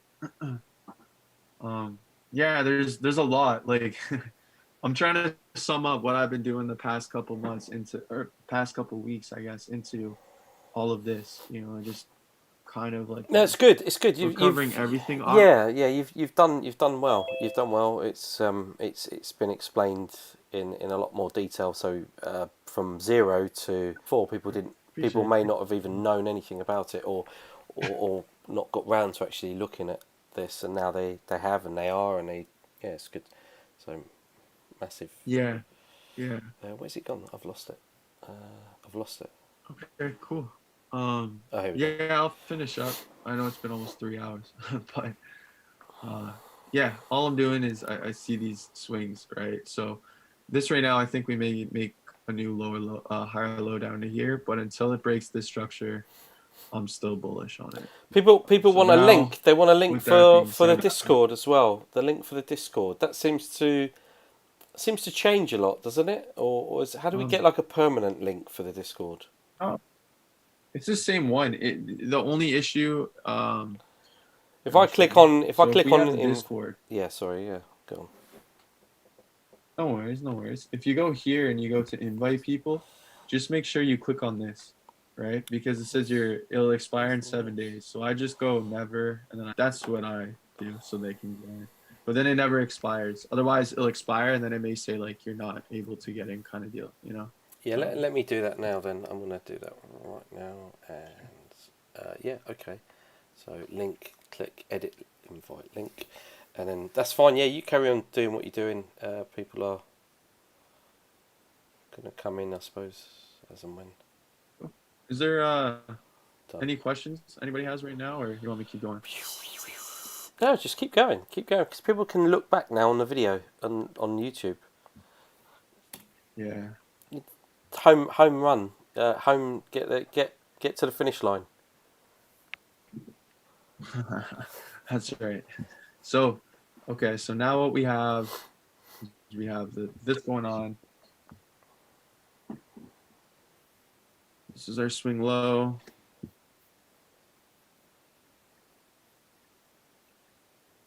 This is our swing high. Need to break. However, this is more so this swing low right here for current, right? For like right now. And we're looking for a body break. We're not looking for candles. We want to see a full body. And this is why you have to be precise, because, you know, like that's good. Right on it, right? Because see, look, we're almost there, but we didn't quite get it. However, this may not look like much, but I mean, this is still like 5 pips, you know? So if even if we were to close up here, that would still be 20 some pips. So you have to be precise with your markups. Like right here, I could have done, boom, there we go. Because what if this just wicks up at the end of the day? What if this wicks up, in this afternoon, and then we could have been like, oh look, we didn't break structure. This was our lower low or higher low. Now we continue up. So you just want to be precise and really look at the details. But anyways, then we go down to the 4 hour, and we're looking for clear areas, right? Clear areas. We can look for order blocks and stuff like that. Now, what I will also say is the concept of time. Okay, so people are always saying, "Oh, I only trade the 1 minute. I only trade the the 15 minute. I only trade the 1 hour. Yada yada." Okay, we're giving time meaning price knows no time and time knows no price. Okay, what do I mean by that? No matter where price is, when it closes at 60 seconds for the 1 minute, or 1 hour for 60 minutes, or 60 minutes for 1 hour, or the day for 24 hours, wherever price is at, when that time hits, that's where the candle is going to be printed. However, check this out. If I'm on the daily, right? If I'm on the daily, what does it look like? It looks like this price is absolutely falling, and this is our structure we need to break, right? However, check this out. If I go on the 4 hour, it looks like this is the structure we need to break. We still have a ton of wiggle room. So what you have to do is you always have to analyze on multiple time frames, because, and that's why we should incorporate 910. I'm going to add all of them, because we're trying to formulate an overall idea of where price is going to go and stuff like that, right? It's super important. However, anyways, all I'm looking for right now, price to break above here, to go bullish, and price to break down this level, candle body close, and go bearish, right? If you were to ask me where price is going to go, most likely it's going to attack this order block, which it looks like it's doing right now. It's mitigating this order block. Why? Because this is the price that funded this break of structure over here. Does that make sense?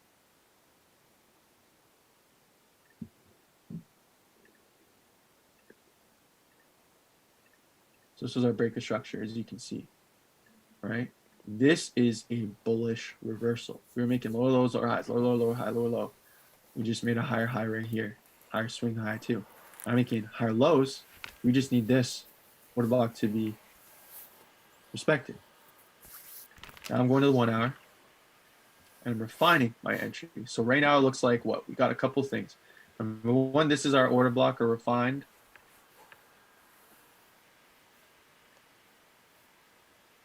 Right here, right? So I delete this, boom. So this is our refined order block right here. However, this is also a very, very interesting spot. There's two interesting spots here. Number one, right? So here, give me 1 sec. So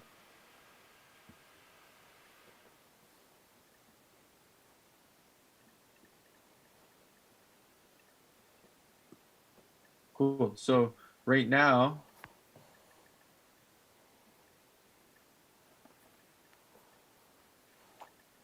Someone wants to know, if they just give you an account to manage, can you do that?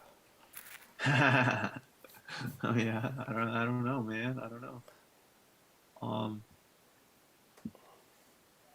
You could, but I'd have to charge you a nice stack.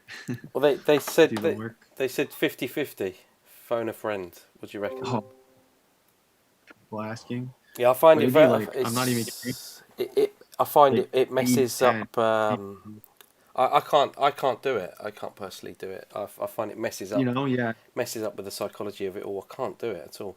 There's only ever been sort of maybe few scenarios, few cases where it's been it's viable, it's okay. But yeah, generally speaking, it's not something you do. Also think too, if I can go and pay what $600 or whatever it is, it's like 800 for me. Get $100,000, which I keep 70% of all profit on. Why wouldn't I just do that? And I'm not saying it in a disrespectful manner. I'm just trying to be a businessman about it. Be like, okay, I'm learning this skill. I put the time in to learn the skill. And this goes for any of you, because I'm sure all of you watching are going to be approached by people down the line if you stick to trading, you know, and they're going to ask you to trade. Know your value, because at the start, if you're still broke, if you're still trying to get by, it could be very, very incentivizing, very, very attractive to go ahead and take the money. But like, know your value. I've been approached, I think, double digits now by people doing FTMO. Hey, you know, FTMO, let's split. Hey, I'll pay you to do my FTMO. Blah blah blah blah blah. In it, because I'm like, I'm doing all the work and you're getting money. I also don't believe in like, I believe in the whole philosophy of give a man a fish, feed him for a day, teach a man to fish, feed him for a lifetime. I'd rather teach you and have you self-sufficient, but know your value. Like if somebody's like 50-50, I had people haggle me for 50-50 for an FTMO account. They're going to give me their FTMO account, which FTMO will shut down all of my accounts if they find out, right? Just saying. But they're going to give me the FTMO account and we're going to split 50-50. I'm like, dude, if I'm doing this, it's like 95-5 you, like 95% for me, 5% for you. Like I'm doing all the work. They're like, what are you talking about? I have bills. That's the one. I have debt. Okay. So does everybody. But know your value is what I'm saying, because this is a very crazy skill. It changes the dynamics and the dimensions of everything when you start looking at other things. It takes a while just to adjust to trading within the parameters set by FTMO. You have to, sometimes you find, well, what I found is, or what generally seems to be the case, is the few people that have passed and are funded haven't passed it first time. They've had to have a couple of goes and really condition themselves into the thinking and into understanding and appreciating the parameters that are being set, the restrictions that are being applied by FTMO, you know, in terms of drawdown limits, max daily limits, things like that. So they have to kind of adjust and unlearn their own trading style to make it fit. So it does take a bit of work, a mental kind of shift as well. And there's a lot to it. There's a lot of little working parts and variants, and so yes, it's not just walking apart. But once you've passed, once you've done it a few times and you get the gist of it, I'm sure that you'll pass. I'm sure you just keep going. But it is an expense every time, isn't it? If you don't break even, you have to pay again, don't you? You don't get free go. So yeah, it's time. But there you go. Okay, sorry. Carry on, mate. I didn't. No, that's fine. No worries. Thank you for sharing, for sure. But yeah, like right now, if you look on the 1 hour, we're hitting this order block. So this explains why we're getting this consolidation, right? Just like down here, we have this order block on the 1 hour. So if I'm looking to do something, I'm either looking for this as my area of interest right now. If it breaks, then this would be it. And this is why we're cool at taking losses. Because if I'm looking for entries right now and I lose, then I'll look for entries down here, right? And if this breaks, then I'll switch my bias and I'll take shorts. Because if we break this structure, we're going down a lot more, because we're now changing direction. We're now becoming bearish, right?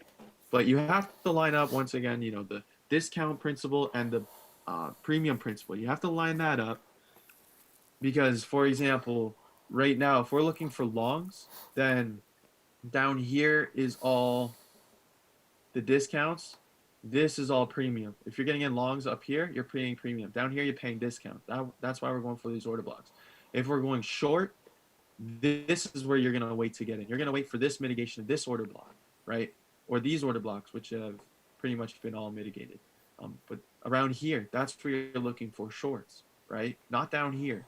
But what we do is like I showed you, you have the risk entry, you have the confirmation entry. We can take the confirmation entry, and I know, like in my experience, at least so far, if you take a risk entry, you may think, oh, I'm going to set a limit order, pick in, and then, you know, we're just going to wick in there and shoot up. I'm going to have an amazing risk to reward. You have a ton of stress, and yes, you could have a risk to reward, but more times than not, because you have a larger stop loss, you're going to have a poorer position than if you waited for, okay, break a structure here. Broke a structure or broke a swing high, come back down, mitigate, and then continue up, right? You're going to have a much better entry, because you're like, look, we're bullish. Even better, right? If all of a sudden we had break a structure, mitigate, right? And make a lower high. Break a structure here, come back, mitigate, make a lower high, right? If you see two breaks of structures and one, you know, this candle being respected, this mitigation being respected, you should mortgage everybody's house on this. The entire freaking country you're in. There's everybody, you know, put everything on this because this is a very high probability trade. And it just keeps going up. This break structure comes back down. You should feel even more confident, right? More confident for this trade because look, we've got 3 breaks of structure to the upside, bullish momentum. Plus we also have 2 respected previous lows, higher lows, right? And that's all it is. We're just waiting. Like we literally just wait. And then once you see this break of structure, this swing high, you're like, holy crap, this is going to the moon. So this should be your next target, right? Or in fact, what we would do is we would target something like this. And we would target this area of liquidity. And then this high. And then if we break this high, we would look left, we would zoom out, look left, and do something like here. And then here, right? That's all we're doing. We're just looking for these previous order blocks because we're looking for mitigations. That's all we're doing. We're looking for liquidity. Liquidity pretty much means, if you ask me, it means gasoline, right? Because we need, like this move right here, we had to come back down and mitigate, but we also need to print liquidity. It's like a road trip. You see stuff like this, equal highs, equal lows, or these little tiny candles, right? This momentum, complex pullback, whatever word you use. Sorry, retracement. But if you see that, think about it as like a gas station. If you're going, to the cottage or you're going to the beach, you're going for a road trip, you have to go get what? You have to go to the bathroom, you have to fill up the car, you have to get food, right? What you're doing is this is your gas station right here for the overall move. So the reason why we have all these little candles is institutions are printing, leaving orders all along here. Remember, they're taking buys and sells all in here. They're leaving orders so they can come mitigate, and then you'll get these massive shoots like this. But we can sustain a big move to the upside all the way up, right? Just like, check this out, right? Here's liquidity over here. Here's liquidity over here.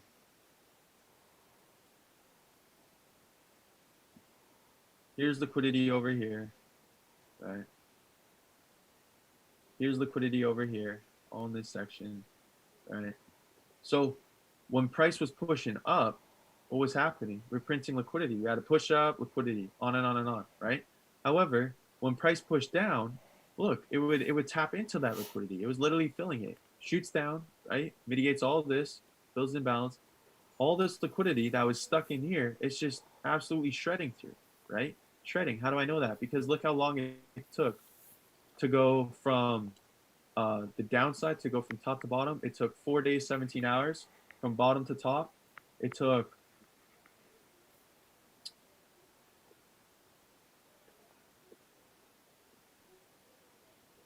8 days. So it literally took double the time to go bottom to top, top to bottom. We know momentum's on this side, right?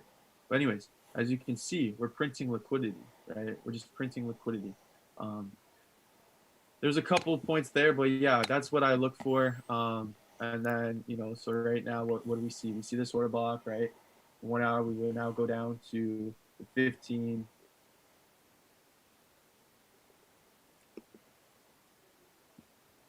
This would be the order block. And look at that. We already mitigated it right here. If I delete that, this was the order block. See how we mitigated it?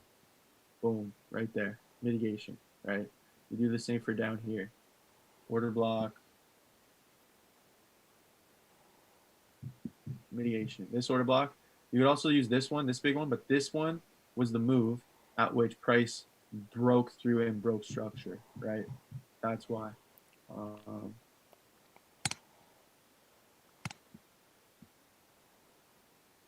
Yeah, just like that, right? So these would be our targets. Then guess what? Go to 5, go down to the 1, right? We literally go down to the 1.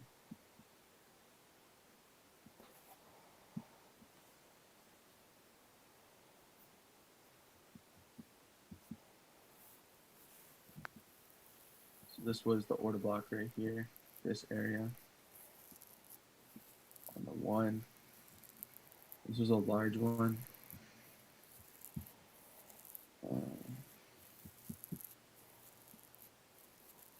And we just missed it. We just missed it, but we may actually continue down. We missed this by hold on.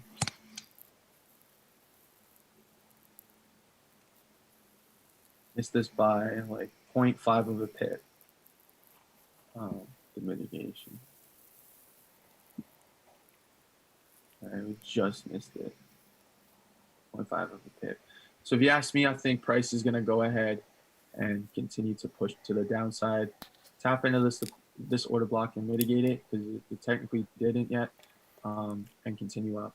But I mean, this is where you also look, because yes, this was the order block at which price broke, right? This is a significant order block for me, because this is the one that started the move. However, you know what? I'm gonna go back on my word, and I'm gonna say this was the order block right here.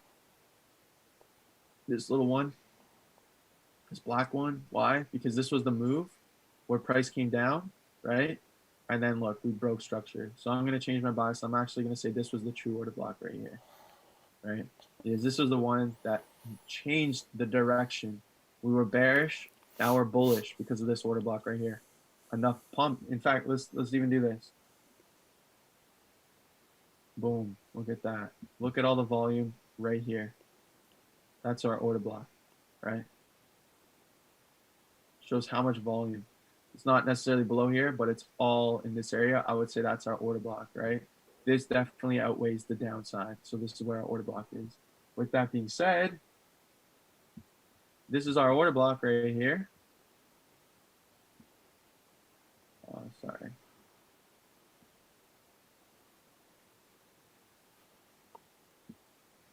Okay, if that's our order block, if we go down all the way here, look at that, we're mitigated, right? Perfect. Gotta go here.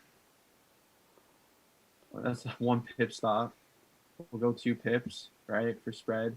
So right now you should be up about, currently you'll be up about a 1 to 5, but the swing high would have taken you at least to a 1 to 10, just like that.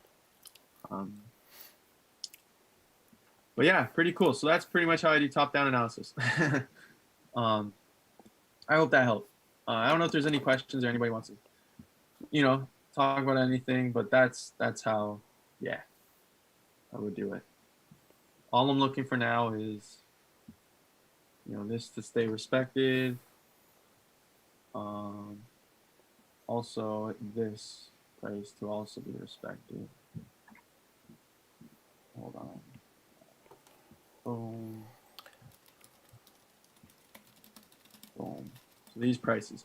If this price comes back and smacks, a candle body breakdown here, then, if it breaks this one, then I think we're going to break structure, continue to go short. But check it out. We still got to mitigate this order block right here. But this is the main order block right here. Why? Because this is the one that broke all of this structure, if that makes sense. This is a very significant area. I think price will come down here. In fact, you know what? We'll go like this. We'll mark this up, and we'll see what happens. I'll leave this here, and then if it plays out, I'll post the outcome regardless in the group, so we can see what happens. But this would be my move. I mean, just look at it though, logically. Like, we had this little tiny price. We were like hanging out here. We had this push finally down to the bottom twice, right? Twice. Boom, boom. And then we absolutely shot up, right? You also got to realize how many orders are up here. How many cells are up here, right? There's all these cells. So if we're able to break this structure, well, all these, this structure, almost this structure, this is a significant area. It's a very significant area. So this is I think we'll hit here. We could get another entry. Okay, 2 pip stop. And we're going to go for swing high again. Right, we can go for that. So this is a 1 to 7 potential. But ultimately, I want this to go up here. So this potential right here is a 1 to 17. This one is a 1 to 14. So collectively, we got a 1 to 31. 1 to 31 right here, if it plays out. But we will see. So yeah, that's it. I can answer any questions or yeah. Any questions? Any questions? No? Good. No? Cool. They can contact you. got there. Yeah. Good. Good. So you don't drink yet, but you're going to start soon. I guarantee it. No, I'm kidding. Okay, Yeah. good. I- Any final thoughts? No. Anything? Anyone? Anywhere? No. Let's have a look. What about the chat? Anything in the chat? Yeah, no, so it's been recorded. Yeah, it's been Alright. recorded. A lot of info, message for questions. Yeah, definitely. Okay. All right. Well, Yeah, I appreciate it. what's the weather like there? Okay. Good. Snowing.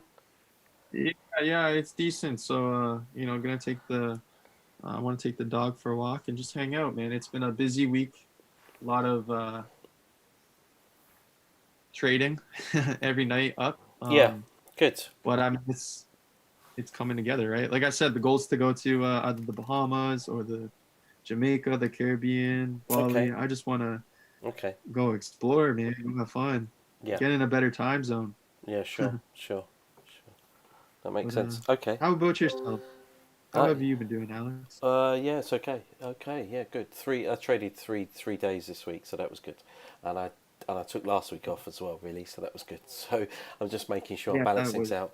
I've just been busy helping people. People have been asking, so I get a lot of messages, and I just try and help them one on one. Revamping the site. I'm gonna do a bit of one-to-one coaching as well, because I've got a 12-week program there that I haven't used for a long time, so I'm gonna start Nice. doing that. Okay. People have asked, so it's about prioritising them. What else? Oh, I've got another podcast coming out this weekend, and yeah, that's it really. Done. Good. Yeah, good. I'm Yeah, glad to hear it. Yeah. good. It's 5 o'clock here, so I'm done. I was done 4 hours ago. I was done two days ago, so it's all good. Yeah, That's good. Yeah. this is what we Okay. do. This is what we do for everyone else, though. Just nice to give some time to others and help them out, and it's not an easy business. Yeah. So yeah, I agree. yeah, good. All right. Have a great weekend yourself. I'll catch up with you next week. For sure. Thank you. Yeah, and thank you to everybody that was watching. It's been fun. So Yeah. I'll nice. catch you guys later. Enjoy your weekends. And any questions, message me. But again, thank you, Alex, for setting this up and hosting it. And yeah, everybody will talk soon. Good. Thanks, Chris, for doing that. Really good. Yeah, good stuff. Yeah, thanks, Chris. Yeah. For sure. We'll see you later. Cool, man. Cheers, mate. Bye.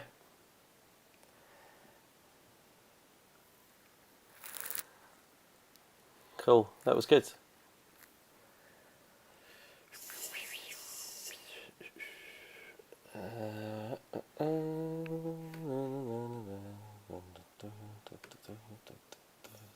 Let's see what gold's doing. Yeah, gold might start going up next week. Let's close this off. So have a great weekend, everyone.